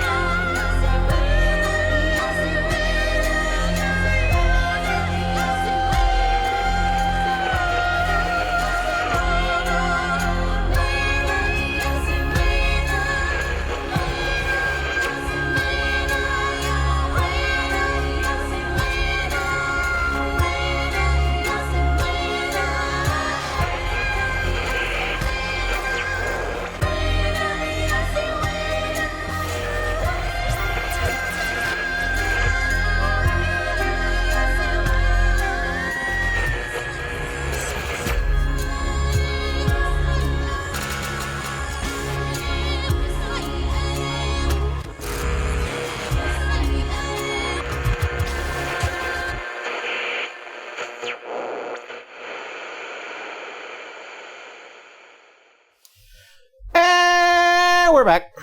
Welcome back, everyone. Hi. Hey. Hello. So, Roll20 is working again. It Very had good. a server issue. Yeah. Oh, shucks.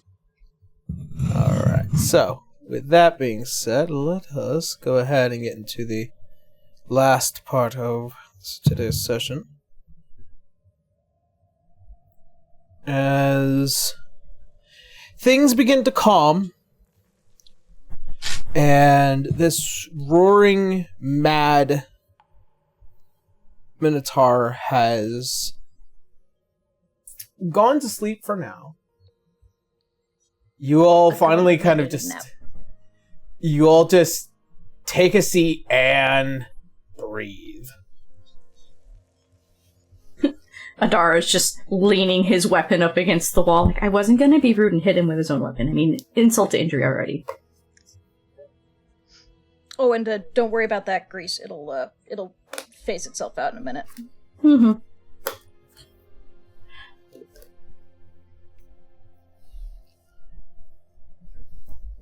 I'm tired of how many bugs are down here. There's so many. So I have a question. Yeah.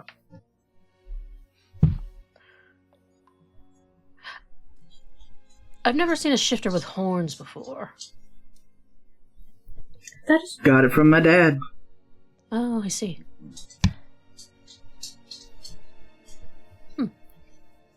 Got it from my daddy. I got it. I will say this. That was probably the coolest thing I've seen mid-fight. What are you besides a shifter?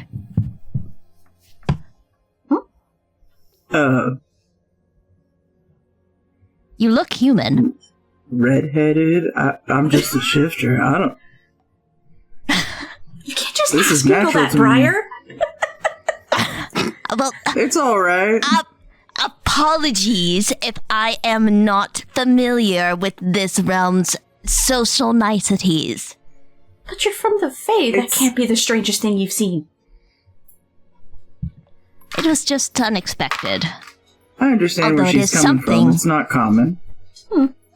It would have been nice to know before now. Would have been nice to know that if I touched you, I'd almost die. Point. So All I think we're right. even. All right, I did try to warn you, to be fair.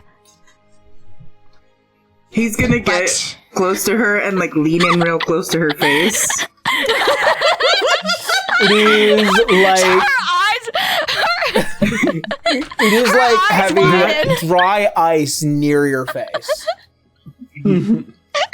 Honey, that wasn't a warning. You were just being quiet, and that's not the same thing. Briar's gonna. Her cheeks are a little flushed, and she backs up a second, like a step back. Adara's gonna bite her own lip and not add insult to injury there either. I did not say that I wouldn't shake your hand. I said that I couldn't. Maybe we I should worry considered that a about... warning. Okay. The guy on the ground is in a bad way. Yeah, Yeah. He's still just like kind of like All right. bouncing. Yeah, like Adara's watching this while listening to this Bouncing. conversation. Like, hey guys, there's still an injured dude on the ground. Just moving and around. the grace does fade after A minute. Aaron. it fades I'm after a gonna- minute. So. Yeah. I'm gonna do what I can, like, with my med kit, like, on him to see if, like, there's anything that I can do to help, like, flush the stuff out of his system a bit more. God. Based off of what this kind of poison is, it does require a bit of an antidote. But by using your passive medicine, I can tell you the development of something like this would take a red spider lily, some of the actual material itself, and then subsequently alchemy tools in order to produce the correct medicine in order to cure this man. Did we not grab samples? One of us did grab a flower. I grabbed flowers. Beowulf. Yes. Yeah. And if you need me to go grab some of the stuff back there real quick, I can go grab it carefully.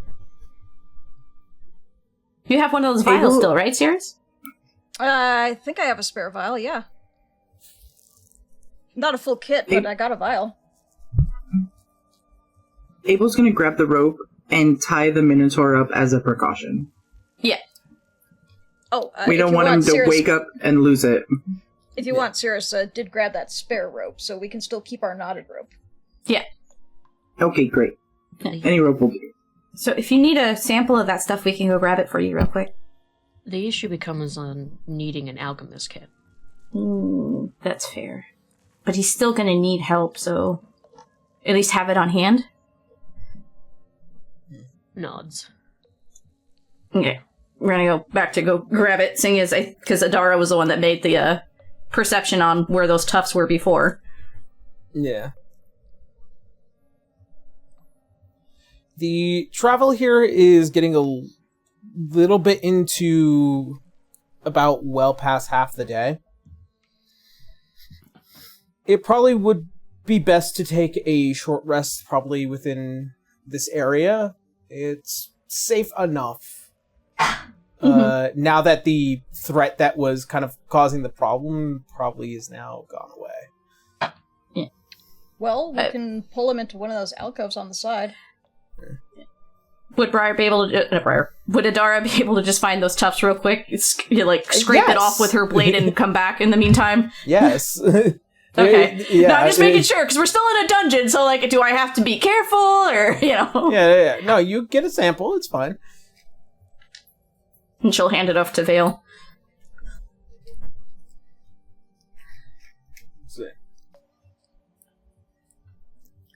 Alright. As you guys prepare a bit of a short rest for camp,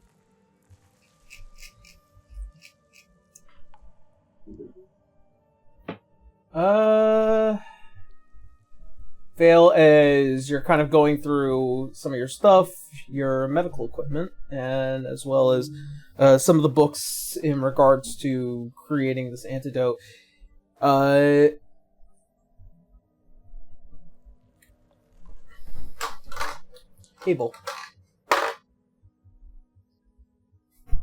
Abel, make me a perception check real quick. Okay.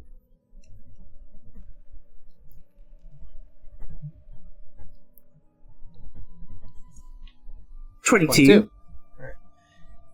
Alright. As you see, as Vale's kind of unfurling a lot of the stuff that she had brought up with her, you notice a small box with 4 metal bands keeping it together.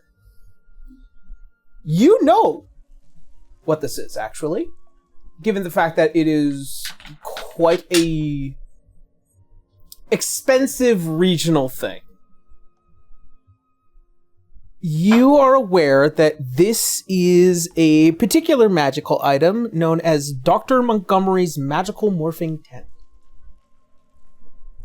To a noble like yourself, you would say that something like this can cost a couple hundred gold, but that's not what is its true value if you're down this deep in the dungeons.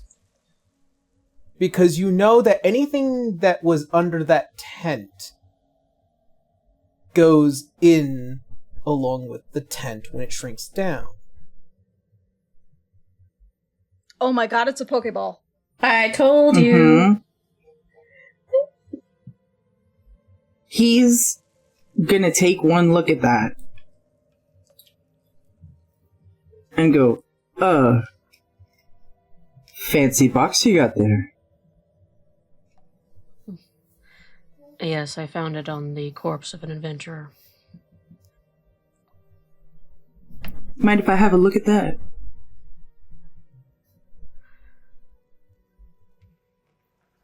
Are you just going to look at it, or are you going to pry into it? I know what it is. I'm thinking about using it. What is it? It's a magical item. It's a very flat look. I told her this last time. She didn't like that answer. Alright. He puts his hands up. Sorry. I tend to be simple. It's a magical tent. When you put it up, when you take it back down, everything that's under it goes in it. If we put it up on top of them, and then we close it, we could take them with us. Well, there are certain rules to it, but let's not fall into the trap of the let's put someone in a bag of holding and they die. For your sake, upon closer inspection, I'm gonna. There you go. I'm going to show this to the players. I saw this Show before. everyone. Nice. Oh man. Oh boy, some reading. So, I'm handing this to Uzu. You can read this. Everything non-living shrinks down. Okay.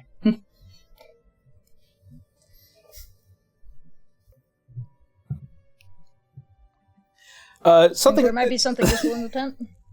Something else Maybe. about this. You can slightly hear a transatlantic accent with a mustachioed man with a top hat. What? What do you read this? Okay, so if it's non-living, then he's rolling it back. Yeah. He's gonna be like, I'm fixing to pitch the tent. See what's going on in there. Teehee, right. phrasing. Teehee. Listen, this has been the horniest episode so far. So we can only go up from here. Of course it has. You turned into a wolf with horns.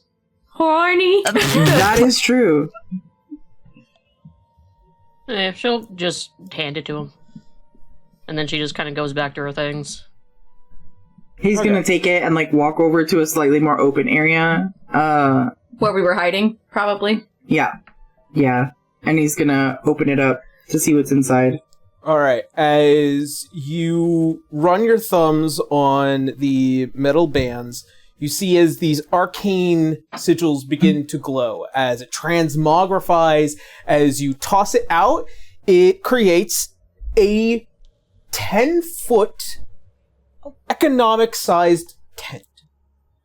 Okay, I was wrong. This isn't a Pokeball. This is one of those capsules from Dragon Ball Z. Yeah, I was gonna say let's not throw him in there and let him die. As it does, you notice a peculiar symbol, that of a guild within the massive city of Karimorth. It kind of looks like a pair of crossing blades and a singular caned staff with a six-sided kind of pointed star in the center. Interesting. And as it does, it unfurls these, as the metal bands become like the wood and rope, and the tapestry is a bright blue. However, upon closer inspection, after a couple of minutes, you see the bright blue begins to shift into a slightly more cave-like color. So it camouflages itself to its immediate surroundings. That's a handy magical item right there. Huh. I'm not turning this in when we finish this job up. And let me go ahead and open this.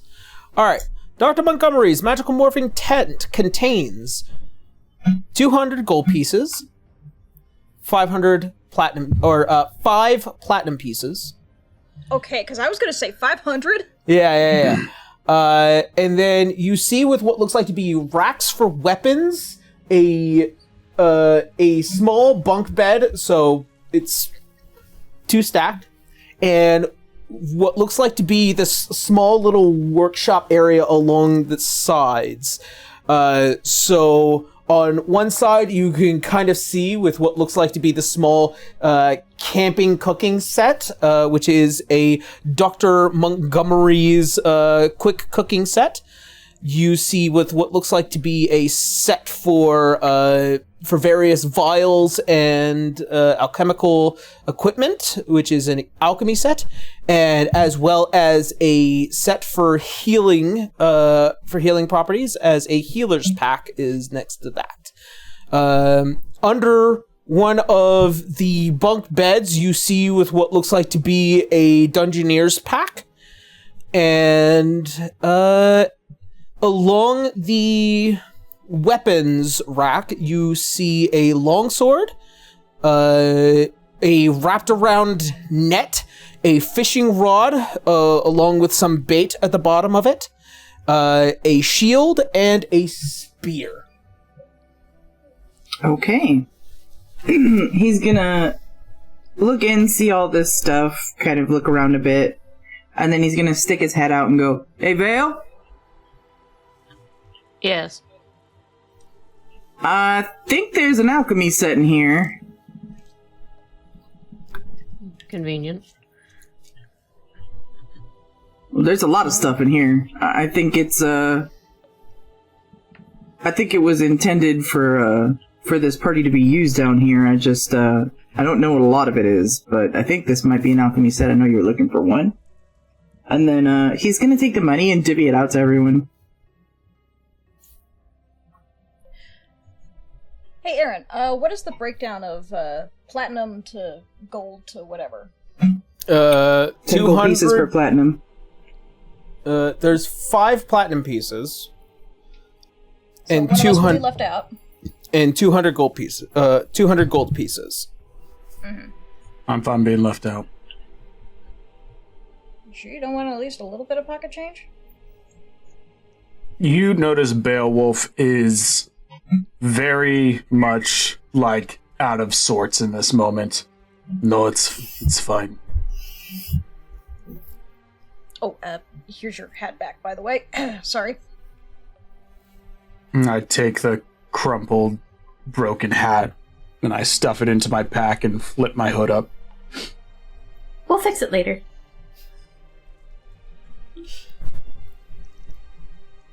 Well, should I divvy this up, or does one person want to be the banker for us and just kind of hold the money? We can divvy it out when we get back to the guild. It's not At the going to really very do least- much for us down here right now. Yeah, at the very least, keep it together in a pouch and then we'll go from there. Sounds good. In the meantime, we got the alchemy set in there. And And you some have pretty everything comfortable else you lodging. need. Yeah.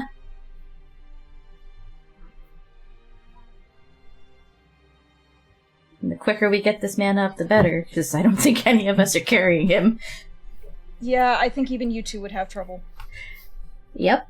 We can give it a shot. Come on, Adara. We're gonna carry him into the tent. Alright. All If right. there's going to be any 2 characters that could. Yeah. He just watched Adara take the whole sword from him like it was nothing. Like, alright, she can do it. All right. So, Vale, as you find yourself over the alchemy set as well as the Dr. Montgomery's quick cooking set, you manage to develop a antidote that is relatively effective as you open the mouth of the massive bovine-like creature before, and you see as just it begins to bubble away, and the sudden shock of Jesus. Ow. It's... and you see it's just like the very quick look of Hi. It's okay. We found you. Welcome back. It's okay. You were... You're okay. under We the effect come of in that red peace. stuff. We're just Got it adventurers all, like you. We're just adventurers from a guild. Are you okay? He may not be able to speak common. No, I can speak common. Oh, you were speaking giant the whole time. We weren't sure. Is Viston Benvindal? Nope, sorry. Nah. I can speak giant too. I'm a well-learned individual. Okay. Hey. We never said you weren't. I hold out water to him. Okay. Oh, thank you. What's your name?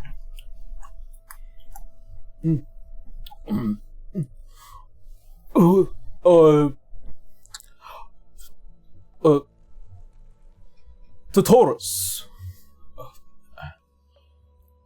Who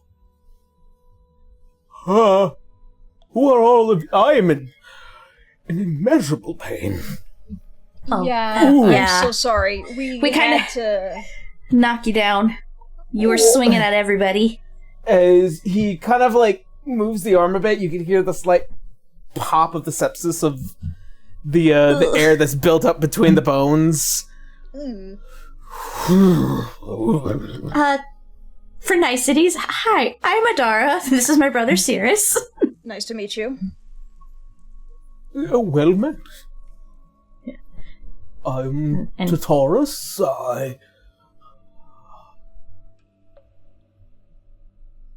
By the way, I'm sorry, Aaron. Can you spell his name for me? Tartarus or Tartarus? Those are two different things. Yeah, I was going to say Tartarus is a completely different thing.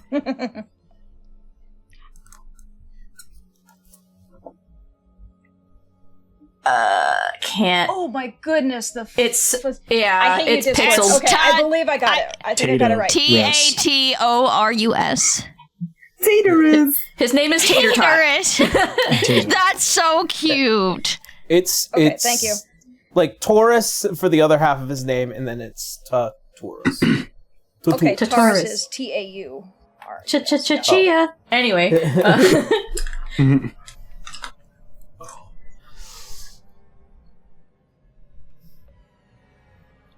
Oh, so that's your weapon over there. Don't worry. And she just points. She probably like just put it on the side of the tent while we were making sure he's okay. Maple. It's a... Yep. Right over there. No, not my blade.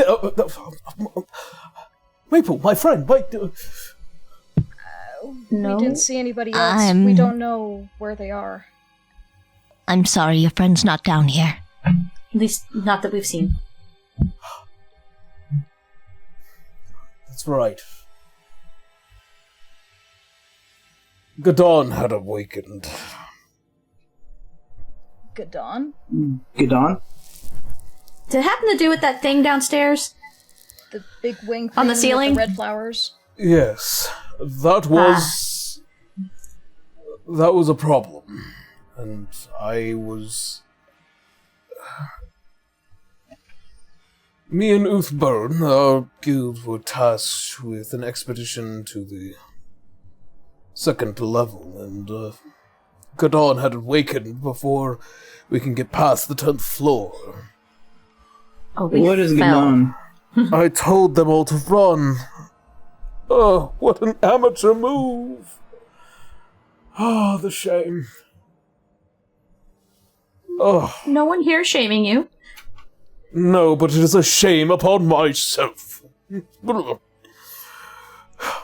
Well, I must thank you all, at the very least. I am, as you already know, I am Taurus. I am of the Uthburn guild, and I believe in an attempt to save my party members, I tried to stop Gadon, and quite obviously, I believe I failed. Horribly.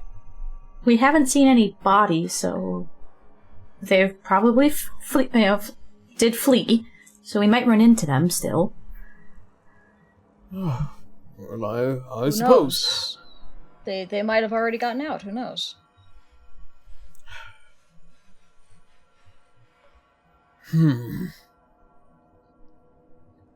Well, if they've managed to get out, then they would have definitely been able to pass through the labyrinth, then. I'm not sure how long it's been. It might have been... Oh, what is the day?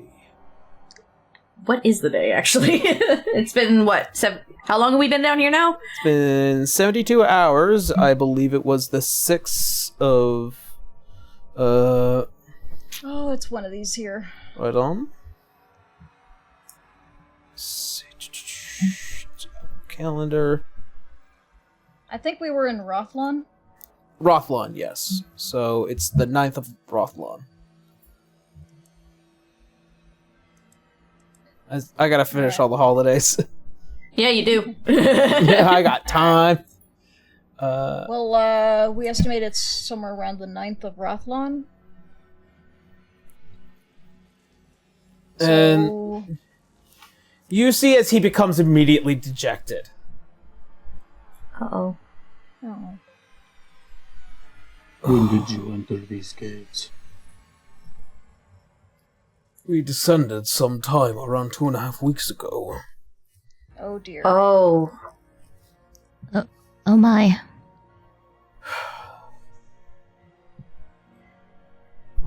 Well, you're all down here. Are you the expedition team that was sent for me? We fell.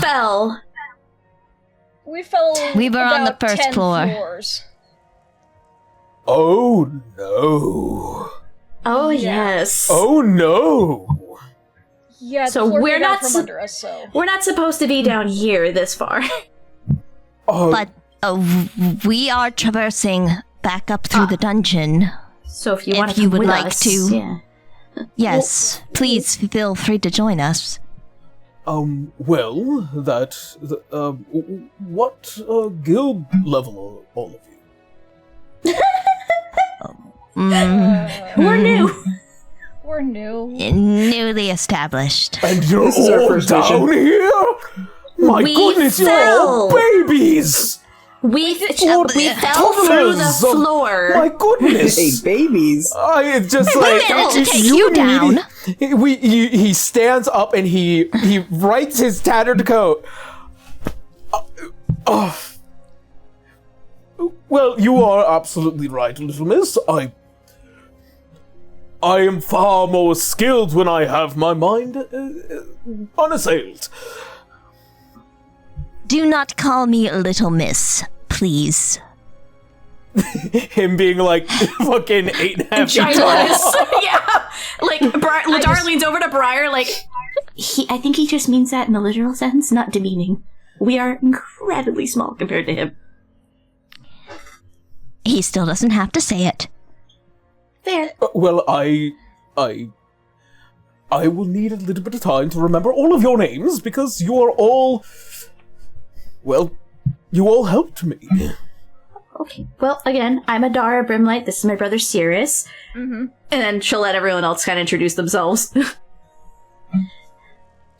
Abel Rathmore. He puts his hand out to shake it.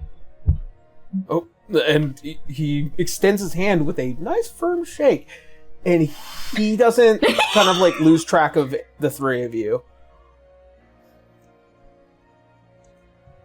And then he breaks eye contact before looking at you, Briar, and Vale. Briar. Briar. Lady Briar Fellwood of the Winter Duchy. She'll just kind of nod. I have heard much change of the Freywild courts, but it's glad to hear of such things. And you? I am Vale Aurora. Ah, She helped make that antidote that brought you back. I see. Are you... You don't look too unfamiliar. You dress like a tower mage. Tower mage. Yes, are you unaware of tower mages? We're I believe my sister said that we're new. We're new from Lumeria, so not to this city. So. Yes, of course. Well then, I suppose a crash course then, shall we? Well, you're missing one more. Points to Beowulf. Yes! Fine gentleman over there. I have my arm crossed and I'm staring daggers at this dude. Beowulf, don't be rude. I do apologize. We nearly died resuscitating you. Your boisterous talking betrays your arrogance. Please speak to us with an air of humility. We have been through a lot. And we are all down here together while you are bumbling like an ox for 2 weeks. Do not act like you are superior to us. Now, let's all get along and not call my cohorts little people or talk to them like they know things because they are new. I expect better of a senior adventurer. You are absolutely right. Again, I do apologize for my rather amateur behavior. It's a start. You may call me Wolf. Well, it is a pleasure to meet you, Wolf. Well then, I suppose I can do a bit of catching up and mayhaps be able to help you all get past at least the labyrinth. That would be very accepted. Very well accepted. Yes. Well, let's see. How shall we start?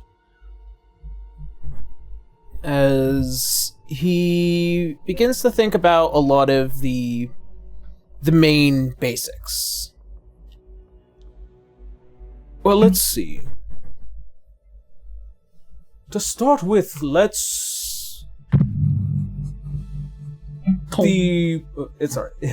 tower itself, the Marcus Diocese, and as well as guilds. Guilds are based off of ranks, based on their ability to descend the dungeon. The lower that you go, the more you are regarded in a higher rank. So for a party like yourselves, once you've managed to pass through the first major gate of the 12th floor, you will be provided a higher rank based off of certain expedition requests, and as well as how you have served the tower. And he looks towards Vale. Your friend here, who dresses as a tower mage, are one of many. Their politics are wide and vast, but I have always found tower mages to be quite a respectful bunch in how they provide extra services to party members. As every now and again they are given leniency in order to join other parties and be able to help put together better missions, or request those of the Marcus Diocese to provide resources. They are perhaps one of your most greatest allies, if they are a part of your party. I mean, she has been keeping us alive. Then I must For say, sure. Lady Vale, you have done a fantastic job. She just nods. Well, as for anything else in particular, adventurers such as yourself are in quite a grievous amount of danger being this far down, and I do not mean any offense, Sir Wolf. I'm more concerned about your safety than anything. Usually for those such as yourself, you wouldn't go lower than the 5th floor, but given that we're so far below, I do worry. And you see as his mind trails off to his own party for a second. We'll keep an eye out for your party as well on our way up. Oh, I'm sure they might have made their way back up quite safely. But I wonder if they managed to put together a proper expedition team. Who Well, knows? We might meet them on the way back up. we might. Mayhaps. Mayhaps indeed. But that does not solve our problem for now. No. But take into consideration we're not perfect, so don't be too hard on yourself. If they got away and you're still alive, you still did a good job. Yes. Well, I was more worried for Mabel. She was quite new to our guild, and though not exactly green behind the gills, she was excited to make her way down for the lower expedition. Had Gadon not awakened when he did, we probably would have made it back up safely some time earlier, but alas, such is fate. Do we know any of these names that he's mentioning, or no? Besides No. the floor boss? No? Okay. However, Vale, you are aware of Uthburn. Uthburn or Uthburn? I believe it's Uthburn. You are aware of this guild. They are quite high class. Some of their adventuring parties have been known to push past the third floor boss and have made several attempts to go into the much more lower dungeons to no avail. However, given the complexity of the dungeon gets more and more intense and becomes far more dangerous the lower you go. But this sounds like it was a lighter, mildly newer party, but for who this person is, he's probably a little bit more up to snuff in this sense, but getting taken down by all of you is an impressive feat to say nonetheless. Action economy. That's Yeah. Action economy, disabling spells, and all that. Well, in the meantime, you both went down, so, and she means that in Wolf, we should probably rest for a little bit longer just to make sure you are all good to go before we keep going. that is appreciated. Well, at the very least, it looks like we got a couple comfy beds here, so. Yes, well, I'll if any of you might have a spare bedroll, I'll take myself, to the outside of the tent, then, as I do wish to repay all of your kindness. I think the only two that he'd fit on is either Wolf's or Abel's. Everyone else is You can smaller take than mine. this dude. I toss him my sleeping roll. No, it's fine. He can take mine. I can sleep on the floor. Aw, you guys are just a big soft. I turn into a dog. It's easy. I know, Amara will just kind of offer, like, I don't need to sleep. I can trance. I don't even need my bedroll. It will be a Both little of bit you, tight to shh. fit, but Use it as a pillow. there you go. Briar throws her bedroll with, like, a roll of her eyes. Just begrudgingly. In the meantime, we'll keep watch just to make sure nothing sneaks up on us in the meantime.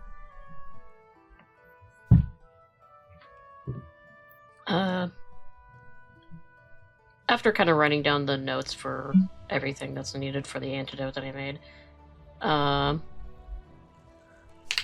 gonna go over to Wolf. May I medically examine you for a moment? Wolf waits a few beats and then nods. He's like crouched over his stuff, going through his pack, just like doing inventory, even though everything's already sorted. He's trying to keep himself busy. But he removes his hood, so you can look at the fresh wound amongst a myriad of scars and grafts, patches. His head's quite the checkerboard of battle-worn skin. Okay. As she kind of takes out the bandages and everything from her healer's kit to just patch you up, I have a question, DM. Are any of these afflictions onto him familiar in any way? Make me a history check with advantage. Okay.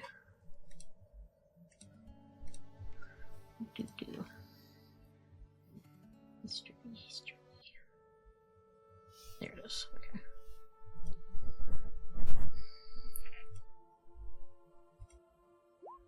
Okay, so that's 1. Every So 18. possible capillary, I should also say, on the skin of my head. It's kind of like when you eat tadpoles in Baldur's Gate 3 and you transform and it starts getting all ugly on your head. Yeah, those kinds of blue veins just scatter across my head. Yeah. On close inspection, you've seen this kind of affliction in books, and especially some of the dangers your master has told you on several different occasions, especially those of the Underdark varietal, the Underworld varietal. You are aware that this is a very, very rare effect of hybrid ceramophosis. Somebody that would have been deeply inflicted with that of a illithid like infection of a tadpole, but it never took hold. Almost as if his Lumerian biology saved him from a much worse fate. But more interestingly, you are aware of the experimental methods of the Order of the Sharzan.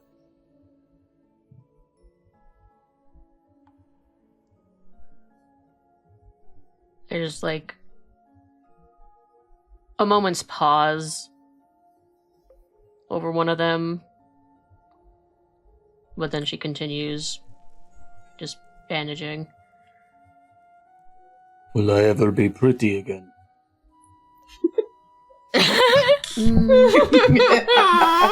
Everybody who Maybe. hears that chuckles a little. With a Now, little bit of foundation. Briar says with no sense of irony, "You will be beautiful on the inside." That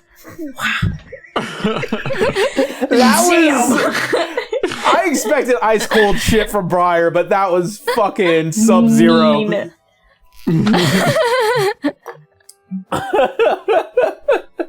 Forgive me, it is a coping habit. No. It's no issue.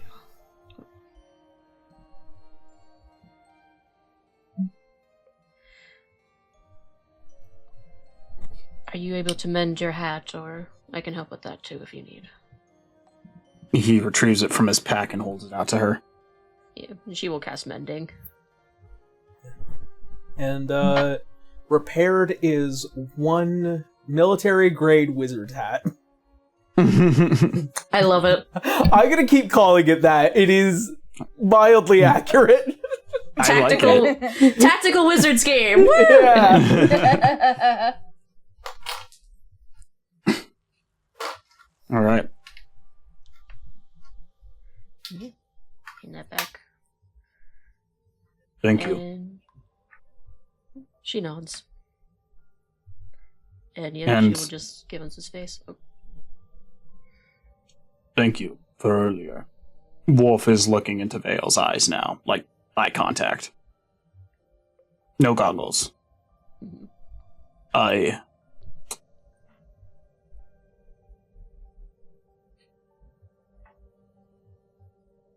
I value what you bring to the team. I truly do. I will not forget this. Of course. She nods again. I'm glad that I was here. Me too. Or else I would not be here, showing everybody my beautiful hair. Yes. We really could not miss out on that.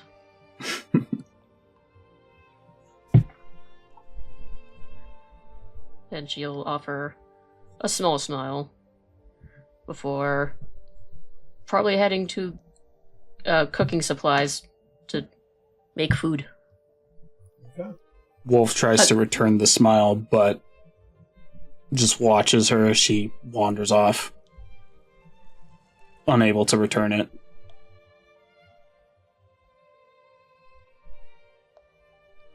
I'll go back to my things.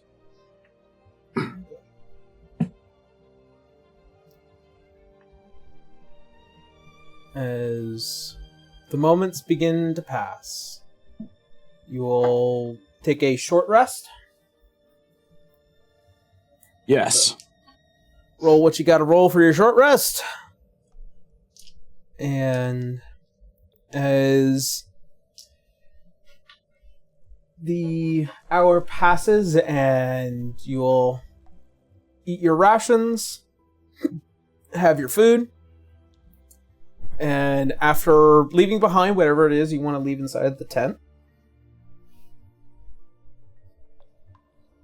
Abel, you have seen this happen a million times, or probably a million times more. You've gone camping with your father on multiple different occasions using this exact device, only except probably much bigger. You place your hand along the side of the door, and as you do, you see as the runes begin to line all the ropes and the metal stakes that hold the whole thing up, and as it all kind of just begins to swirl and fold into itself, it returns back into a customer preferred 100 by 100 millimeter box. He picks it up and tucks it into his stuff. He's like, well, at least that knowledge came in handy. Unlike most of what Dad told me. And then he walks away back to the group.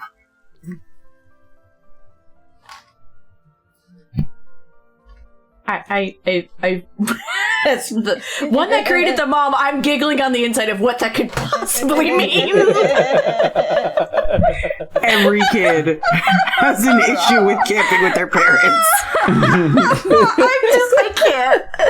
Fun fact to people who are new to the game, I created his mom, so I know the dad character so well. Blue, you created our mom. I did.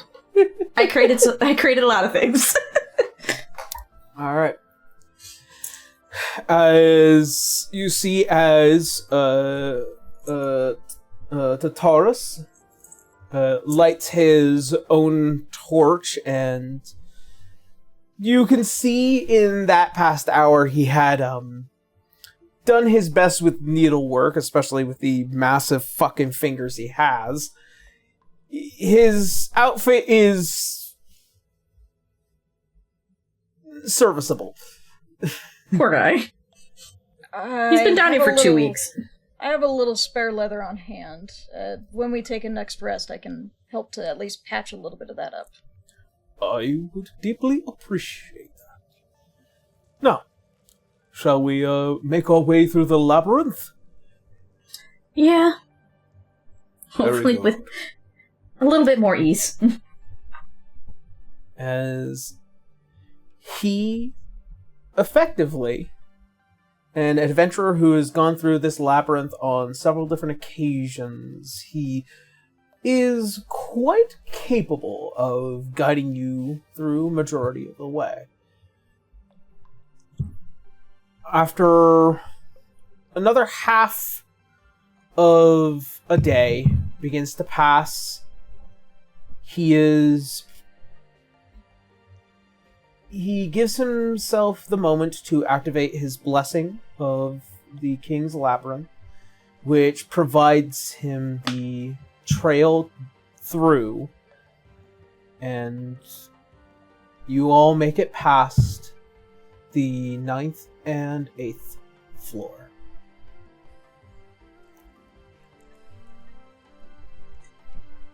There are still many secrets that the labyrinth holds, but this might be an adventure for you guys to come back to yourselves much later.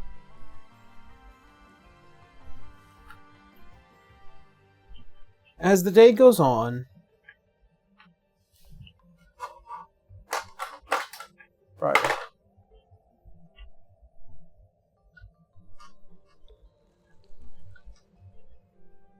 You feel it again. It is... Oh. Only this time it feels like you're stepping on just enough of a layer of ice to keep yourself from breaking through. It is hauntingly present this time. She's quickly going to look around. You know, trying to find some tangible proof of whatever this is that she's feeling. She looks... Abel is watching her from right behind her in the marching order. Briar? I feel it again. This sense of being watched. You felt it before in the fight, too. I noticed. It was speaking to me then. Cirrus would look back. So, you got something going on there? Something speaking in your mind? Don't... When you say it like that, it sounds like I'm crazy. No, I'm not. You aren't crazy. Not down here. Things Down like this here, it's a happen. problem. Please tell us everything. Yeah. I just had an interest in magic things, and sometimes magic voices in your head and all that. Sorry. It told me before that I've awakened it. As if the world becomes cold, frozen, and gray, you feel a presence behind you, colder than you. And you feel She almost as if, startles and turns around. as you do, you look up and see a massive humanoid-like figure covered in wolf pelt. And staring down at you with these blaring, cold, yellow eyes. She blanches. Tell me you see this too? Do any of us see it? You only see Briar just stand there. I don't, but You don't even hear her if talk. you see it.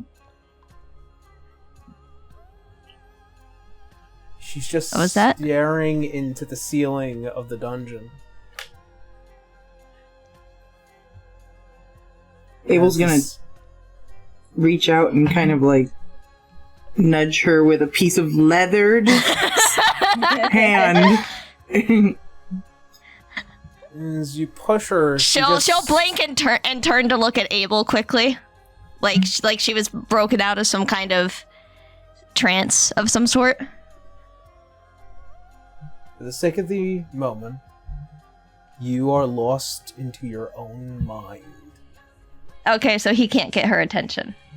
Correct. Okay. As I haven't- the figure stares at you, Briar.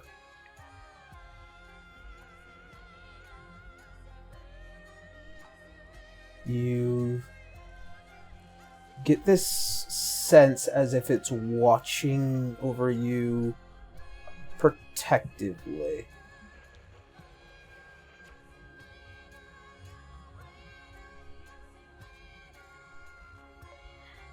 Does she recognize this?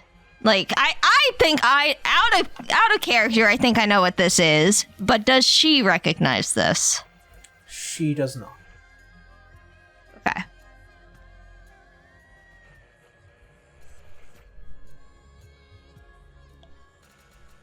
Does it say anything else or do anything else? It waits for you. Its head tilts a bit like a dog. Who are you? Why are you following me? Why are you here?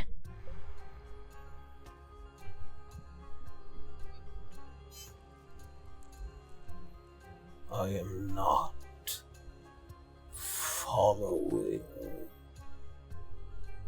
I am here.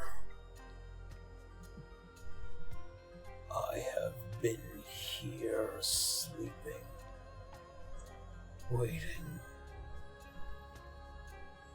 waiting for my vessel. Who are you? I am Fenrir. Her eyes water. This isn't right. You were supposed to be with Helbor. Why didn't you go to Helbor? What do you think, Felwood? Everything was wrong. It was wrong. You're not supposed to be with me. You were meant to be with him. So you deny it.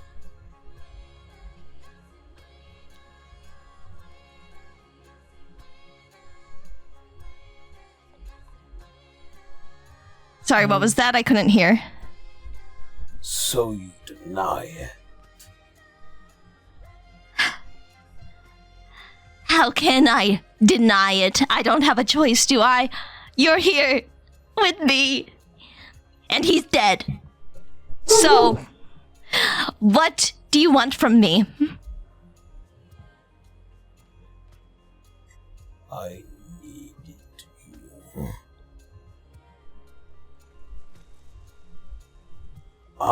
Still very quiet. I need you. I need my vessel. What must I do as your vessel?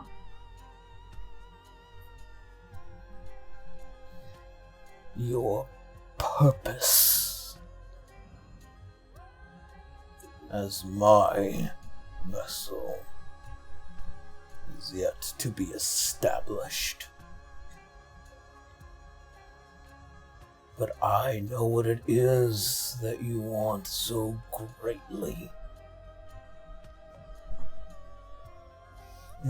Sees his hand reaches out towards your head. And as it hovers just over your eyes, you want answers. Yes. I want to know who stole my vessel.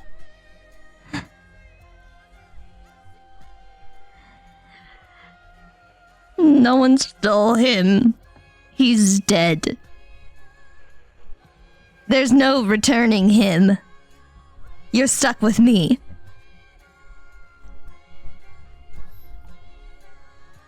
Oh, Briar Felwood, daughter of Castle Felwood. Deep within you is a memory that you are trying to deny so greatly. Though Hellbore is dead, I can tell what it is that is weak about you. There's so much that is weak about me, you don't need to point it out. And that is why I need you to be strong. If we want these answers, if you want the strength to sit where you belong, you will need me, and I need you.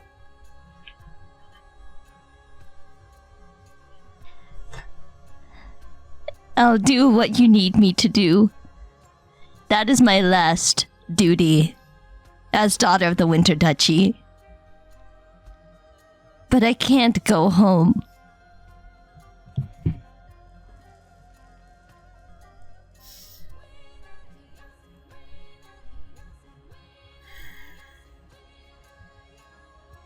This complicates things. But I welcome a challenge. You already have my claws. As the hand goes down, and as he raises up your arm, now you just need my fangs. You will earn them.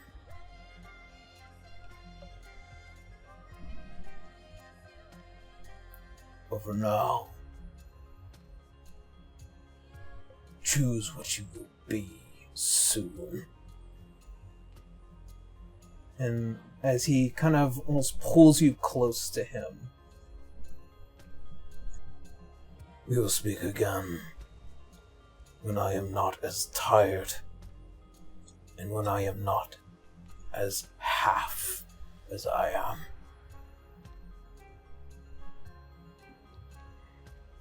Very well.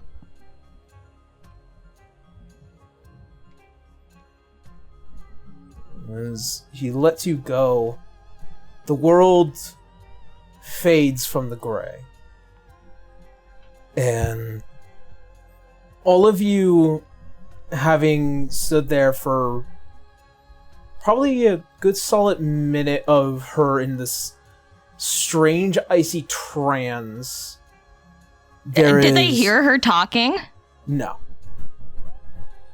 All Sarah's right. just standing in front of her, just waving his hand. She's like, "Hey, there." She would look distressed though. Yeah. Like she has tears in her eyes at this point. Oh, jeez. He's gonna pull a spare handkerchief out of his pocket. Here, it looks like you need it. She kind of blinks and comes to attention, and just kind of silently, takes the handkerchief. You looked miles away. What happened? At this point, Briar will take a deep breath. There is an elemental spirit that back home my brother was supposed to be the vessel for. The spirit named Fenrir. But my brother has died. And Fenrir has revealed himself to me. I'm so sorry to hear that. Thank you. But now you know what that voice is. You understand a little bit more, right? I do. But I just don't understand why me, when he was supposed to go to Hellbore, it makes no sense. To who? Wolf. My brother Hellbore. Yes. Wolf, before anything, As she says this name, the word does not fall upon your ears. The name What? does not fall. That's right. It's like he's hearing static. Yeah.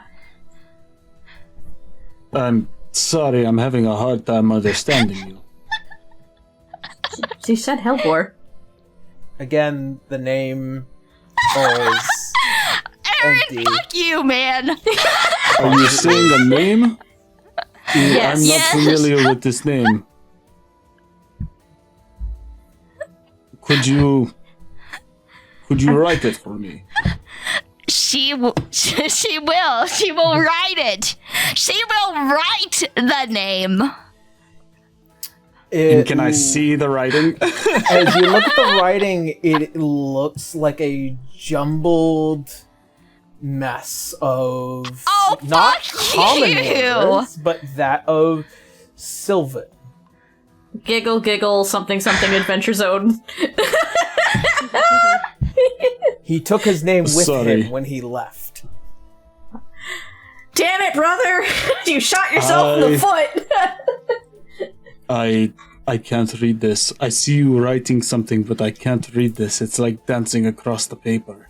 That's weird. What's Yeah, it's common here on page. But why his name, specifically? This hasn't been happening to any other word or name we've given you since we've met you, right? Yeah, No. this seems conveniently timed. No, this is the only thing you've all said to me that sounds like this. Scrambled, like in the air. I can't make heads or tails of what you're saying. Hey, Briar? Some kind of magical thing involving his name, I guess. Briar? Y- Do me a yes. favor. Can you explain what your brother looks like? He looks like me. Light skin, light hair. He was very sick. He didn't look quite well. Every description is the same measure of static. I can't even hear them describing him. Yeah, Adara's like looking between the two. Aaron! We all, Aaron! the rest of us can hear this normally, right? Yes, the rest of you hear this normally, but There Beowulf Okay, how do we doesn't. cure this? We don't know. And Adara's just be like, easy. Clearly there's an odd connection between the two of you. For whatever reason, it's just purposely blocked for him. Does that happen with people your brother meets? They are blocked out from hearing or remembering his name? My little brother, he didn't know many people or have many friends. He rarely went out. So, I don't expect this to be a common occurrence. But he wouldn't have been meeting anyone recently anyway. And I've been away for some time. I haven't met many. His mind will drift to Hellbore. Many people. Yeah, and then Lately. you're Lumerian, so like we can't, even if we had spells to read your mind, we can't. Yep. Briar will ask, well, where were you before this? Do I know the name of the mountain range? You are aware of the Bourdain Canyons. Though there is no like regional region in between the Bourdain Canyons. They're just the Bourdain Canyons. It's towards the north end of Alanon here. Gotcha. I have been lost for some time. In the northern canyons. How was did a you make pris- it here? I was a prisoner. I was captured in the Battle of Wallenstein. And tortured underground for numerous years. It felt like decades, that felt like eternity. They stripped my magic from me. They did things to my head. They put things in me and stuck me with things. And after all this time, I finally managed to reacquire a modicum of my strength. And a young man helped me escape.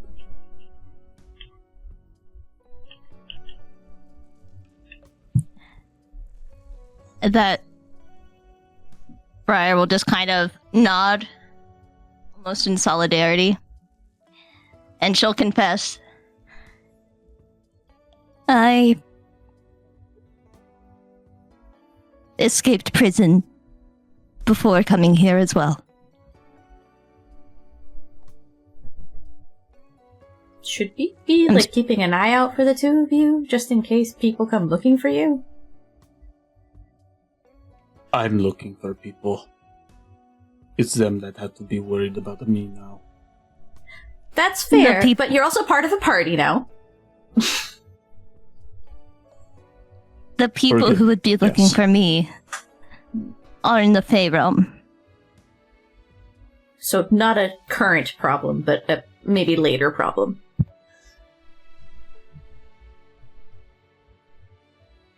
Perhaps.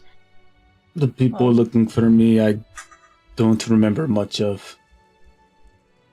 Though I do remember a name. Gillian Ravensborough. Does that ring a bell to anybody for us? Yeah. It rings a bell to one of you. Oh, how cryptic.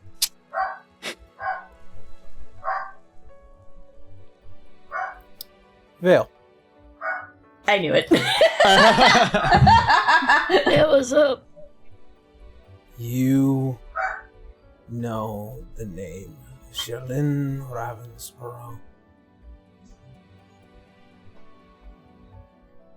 It is like being in the burning aftermath as you see two vicious figures fighting to save one small soul. And you just remember the starry red eyes, the stark white long hair, the blackened vestiges, and the most terrifying part of that memory, the one that nearly brings you to emotional tears, is that smile.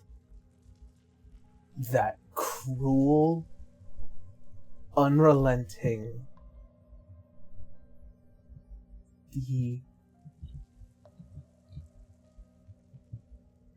the soulless smile of that woman who had poked and prodded and took one person from you after another.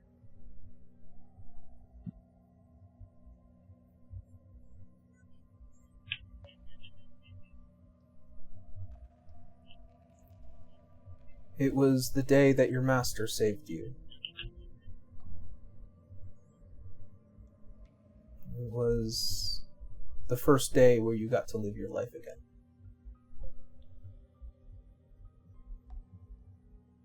But that smile would never leave your dreams.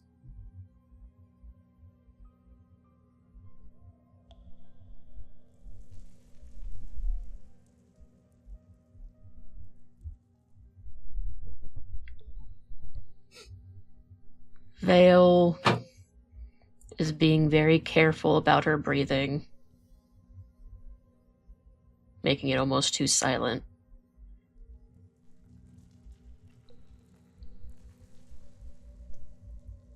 And her hand kind of drifts up to her hair.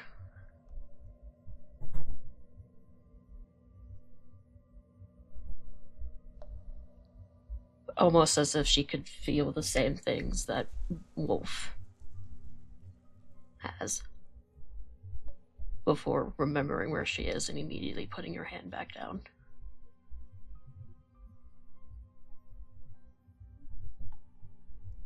As you calm This yourself, Ravensborough was accompanying a baron. Some lordly type, I barely remember his name. But for years, this is what they did to me. And I removed my hood and hat to let everybody just get a full, long look at all my capillaries, at the Lumerian tainted silver veins that have turned cold cobalt blue, and my eyes like dull sapphires that have lost their glisten. They almost look cracked in the back.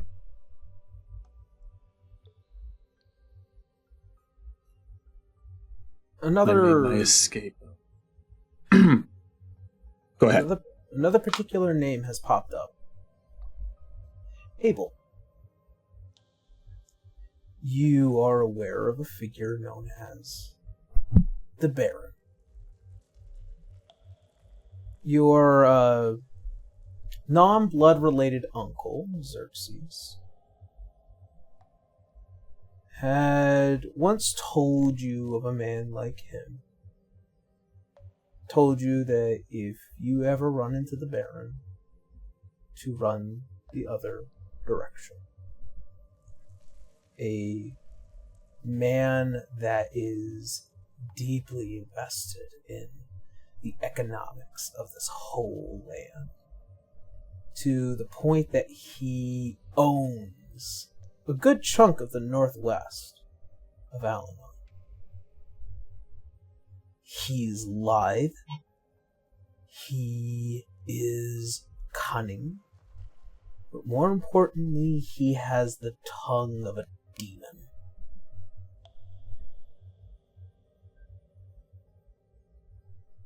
The stories of the Baron are usually many, and many of them are his succinct cruelty to those who find themselves either indebted or employed to him.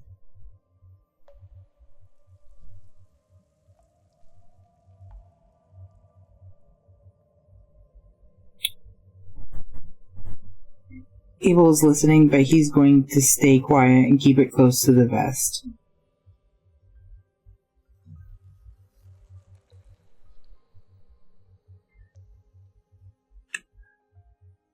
It was until one day, after this Ravensborough visited the den with the Baron, I made contact with a young fellow.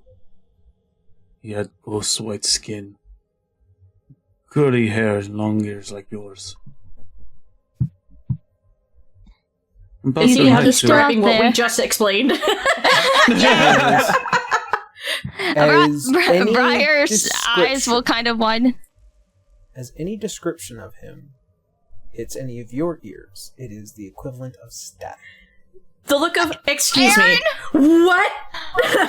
What is this bullshit? This is bullshit. This is bullshit. I'm actually getting a little mad. Now the rest of us are like, wait, whoa, hold on. We did not sign up for this. So now none Kingdom of Hearts you can Twilight hear Town me ass. explaining what the man that I met looks like? So can everyone else hear except Briar? No, hold on. No, so hold on. nobody can actually describe this figure. But we Every time this figure is brought up, every time the name is brought up, every time this person is brought up, he is like snow in the wind. But hold on, you said it only affected Beowulf when we explained it, but we were able to do it. Yeah. And when Yeah. Beowulf That's what I'm going to say. goes Adara's explain Adara It's is the going to same goal. use process of elimination. Going, if we explained everything, and he couldn't hear it, and now he's saying something and we couldn't hear it. It sounds like it might be exactly what we've been both trying to say Is to it each other. Possible we are describing the same figure. It's- Maybe. Yeah. But But I'm talking about my brother. My brother is dead. We can't be talking about the same person. Briar, have you seen his body? Confirmed dead. The last time I saw him, before I was taken away, he was frozen in ice. But was he confirmed dead? I was put in prison because they accused me of murdering him. Okay, Someone confirmed him dead. It's starting to sound like maybe he's not. Or maybe you were just framed. Yeah. It could be a very convenient thing to get you out of the way. Beowulf has no reason to mess with you about your brother. I don't think that he is. I don't think that he is. So either there's, I know it's a scared thing to hold on to a small bit of hope, but maybe, just maybe, he might be alive. Did your brother, whichever you're comfortable with right now, know magic? Aaron, I don't think he really did, right? He was not like a fighter or like a guardian like Briar. Did he know like basic magic? Here is what I am going to tell you for now. The information what that you you tell have, us? For now. the information that you have about Halbor is that he is a full-born archfey who had yet to come into his own, as far as you know. However, there is just something about something with this ritual, something about the way that this is done.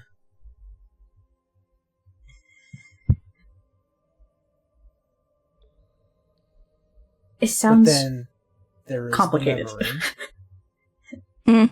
Then there is that memory, the undeniable fact. It wasn't just the fact that somebody confirmed he was dead. You watched him die. And then Did she actually see him die? Because I just remember him being encased in ice. And then you are also reminded of the second thing that Fenrir told you. Something you are trying to deny.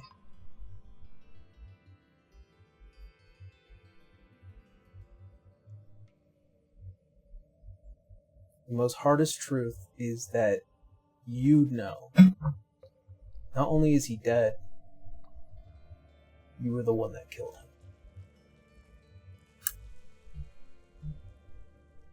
Briar's chest tightens at that. And she kind of, as she realizes what she believes to be reality, to be determined, she drops to her knees and kind of just like covers her face with her hands.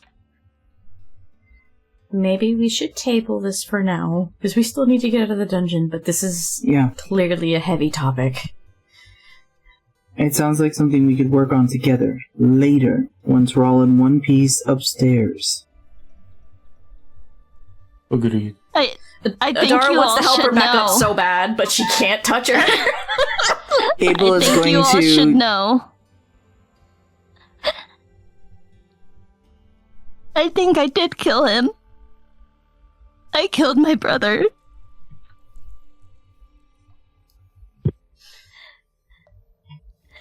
Maybe you won't want to work with me after all. I feel like there's more to this story than we all know right now, and I'm not quick to judge. regardless of your past, we're together now. Mm-hmm. Beowulf raises a hand, and for the first time, the mage hand isn't invisible and places it gently on Briar's shoulder. There we go. she'll look up towards Beowulf like a kicked puppy, but like you can tell she appreciates the gesture. Mm-hmm.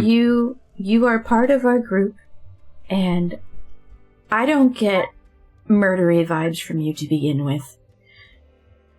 Clearly there's a lot going on in your past, and if you want, we'll be there with you as we figure it out. There's obviously something more, and it'll take time to uncover it. Mm-hmm. It's clearly affecting this whole group, which none of us have real ties to you, so this is a little bit of a mystery now. I have been alive for a very long time. I've killed many people that deserved it, and some who did not. And despite all the grief, and trying to bottle it and make sense of who I am as a person and what ending another's life makes me, what always brought me back, and then I'll gently, with the hand, turn Briar to face everybody, is that I had others. Briar will kind of just scan the entire group sheepishly. No one, I don't think, is giving you any kind of judgment look, just they want to help, I think. This is the most genuine Wolf has looked at another person in this group. Like, genuine concern. I'd hug you if I could. Briar will stand,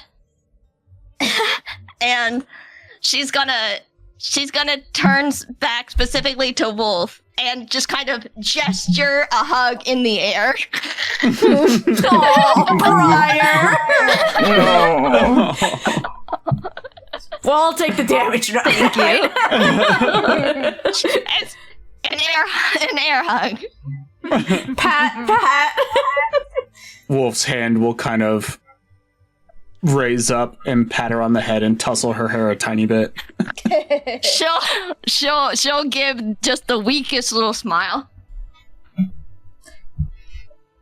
We are with you. We will solve this together. Whether you like Thank it or you. not. Making teasing at the whole begrudgingly shit since the beginning. There is like a weight off of Briar's shoulders now, at this point, now that she has kind of confessed to all of that. And then pauses, looks at the big Minotaur man. Don't repeat this to the rest of your party once we get back up. This is clearly very private. My lips are sealed. Thank you! But I do believe one thing and one thing right now. All of you truly are a party. At least we're trying. We're getting there. And it does warm my heart to see it. Aw, you're just a big softy, aren't you? I know I came off quite violent to start with, but yes, I am quite passionately emotional about all of this. Hey, we all dig a man who's good with his emotions. Well then, my friends, onward to the Great Basin, shall we? Sounds like a plan. Yeah, so what can we expect with this new place? Water everywhere. Adara just sobs. How fun. Oh boy. And with that, as all of you begin to push forward, Vale, you notice one more thing in your calm. You see a small black cat. Motherfucker. Sorry. A single silver eye and a single gold eye staring at you from the rocks.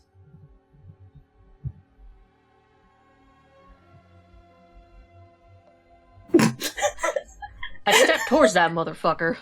With that, we'll go ahead and end today's session.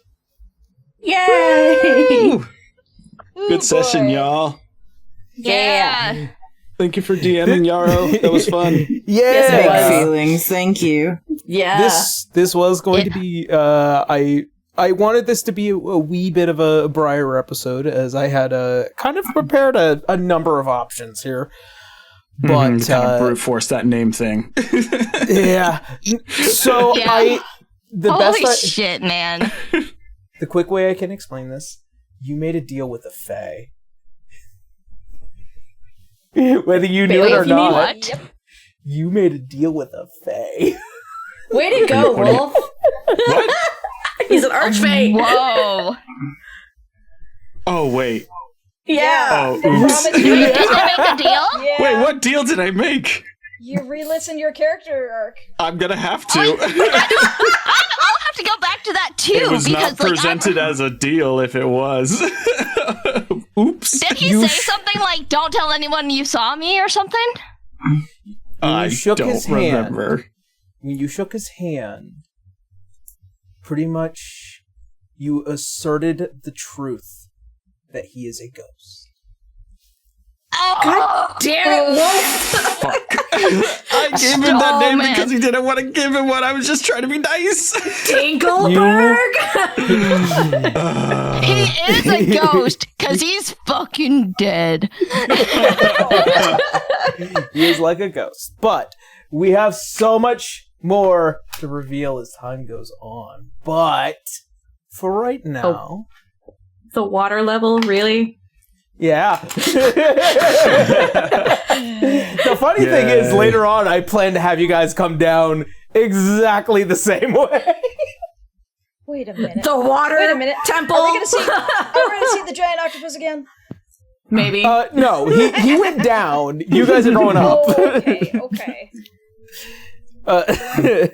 So, with that being said, we're gonna go ahead, jump on into some personal announcements as we wrap up here, because I'm a little over time today. But that being said, I have no announcements. I'm probably streaming. Me and Blue are doing a podcast thing, and that's about it. So, Tara, how you doing? Hey, it's me. I don't have that much going on. If y'all check out all the EOE social medias, the first bunch of posts that I published are now out. So keep up with the EOE social medias. As for me, still got some little things that I'm working on in the background, but if you want to follow what I'm doing, you can find me on Blue Sky at Tara Corbin VO or YouTube, Tara Corbin. That's all for me. How about you, B?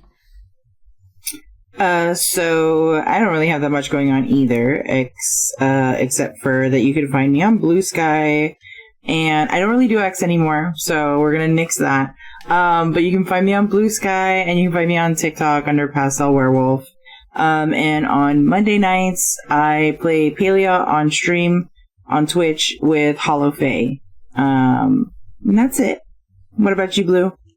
Hi, it's me, Blue Kazanate. I genuinely streamed this whole week, was kind of out, I'm sorry, but I genuinely stream under the same name, Blue Kazanate, on Twitch. I have not put out my schedule yet, so you're gonna have to look out for that, and that's all posted on my Blue Sky, again, also by the same name. Every other Friday, yes, I do a podcast with Aaron, called Friend Around and Find Out. We still need to talk about the topic for this week. I'm putting in mine. I have been out because reasons, okay? I don't want to say personal shit. Anyway, but yeah, other than that, I will eventually have my next schedule out. I'm trying to alternate as best I can. So just keep an eye out for that. And now that all the session zeros or character sessions have been out, I can start posting all the art I've been sitting on for half a fucking year. It's been torture. So other than that, I'm going to toss it over to Kendra. Hi, everybody. I'm Kendra. You can find me under Transient Day, predominantly on Blue Sky or Tumblr. My main mission for the next while is just taking care of school. But I have a side mission to that. I am going to be preparing the house. Woohoo! Yeah. The house is mine now, and we are going to set up the studio. It's going to be a much bigger space. It's going to be so nice. We've already started getting bits and bobs for it. We just ordered a big table for it. Yes! And it's going to be a really nice table. I hope you guys really enjoy it when we're all done. I think we're going to do progress photos as we go along and all that jazz. I'll let Aaron decide on what to do with that one. Anyway, that's all that's going on my end. How about I pass it on over to Uzu? It's me. Hey. It's you. It's me. I'm Rogue Uzu on everywhere. I do commissions all the time. I'm drawing all the time. You can commission me, draw your characters kissing, or I'll draw your character with a fat ass, just like Vale. Let's go! Yes! I need to draw a wolf with the biggest titties. Biggest All swole. Some grandpa bitties. Let's go. Oh, some yeah. That would go right along with the other 20 giant titty pictures we have of the characters. Fuck yeah. Mount Titmore. Okay. Okay. Holy okay. shit. We're going to send it right back. Okay. Yeah. Mount Titmanjaro. Hi, I'm Rymac, and you can find me on Blue Sky and Twitch and YouTube as Rymac the Kobold. I'm an artist for TTRPGs. I make little chiptune music. I'll draw your characters. Hit me up on VJ and I'll draw whatever you want. Whatever you want. Yeah, I've got some assets in the works for various projects, but, as an artist, I work for 10 days, 30 days out of the month, and then I'm active online for one, and then I'm back to my art cave, so maybe you'll see something coming, maybe you won't. Aaron, rack to you. Of course. Love it. That being said, with nothing else pressing, thank you all so much for watching. Thank you all so much for hanging out with us. Cannot wait for next week. And with that being said, stay safe out there. We love you. And as always, see you next Sunday. Bye, everyone. Bye. Bye. Bye-bye.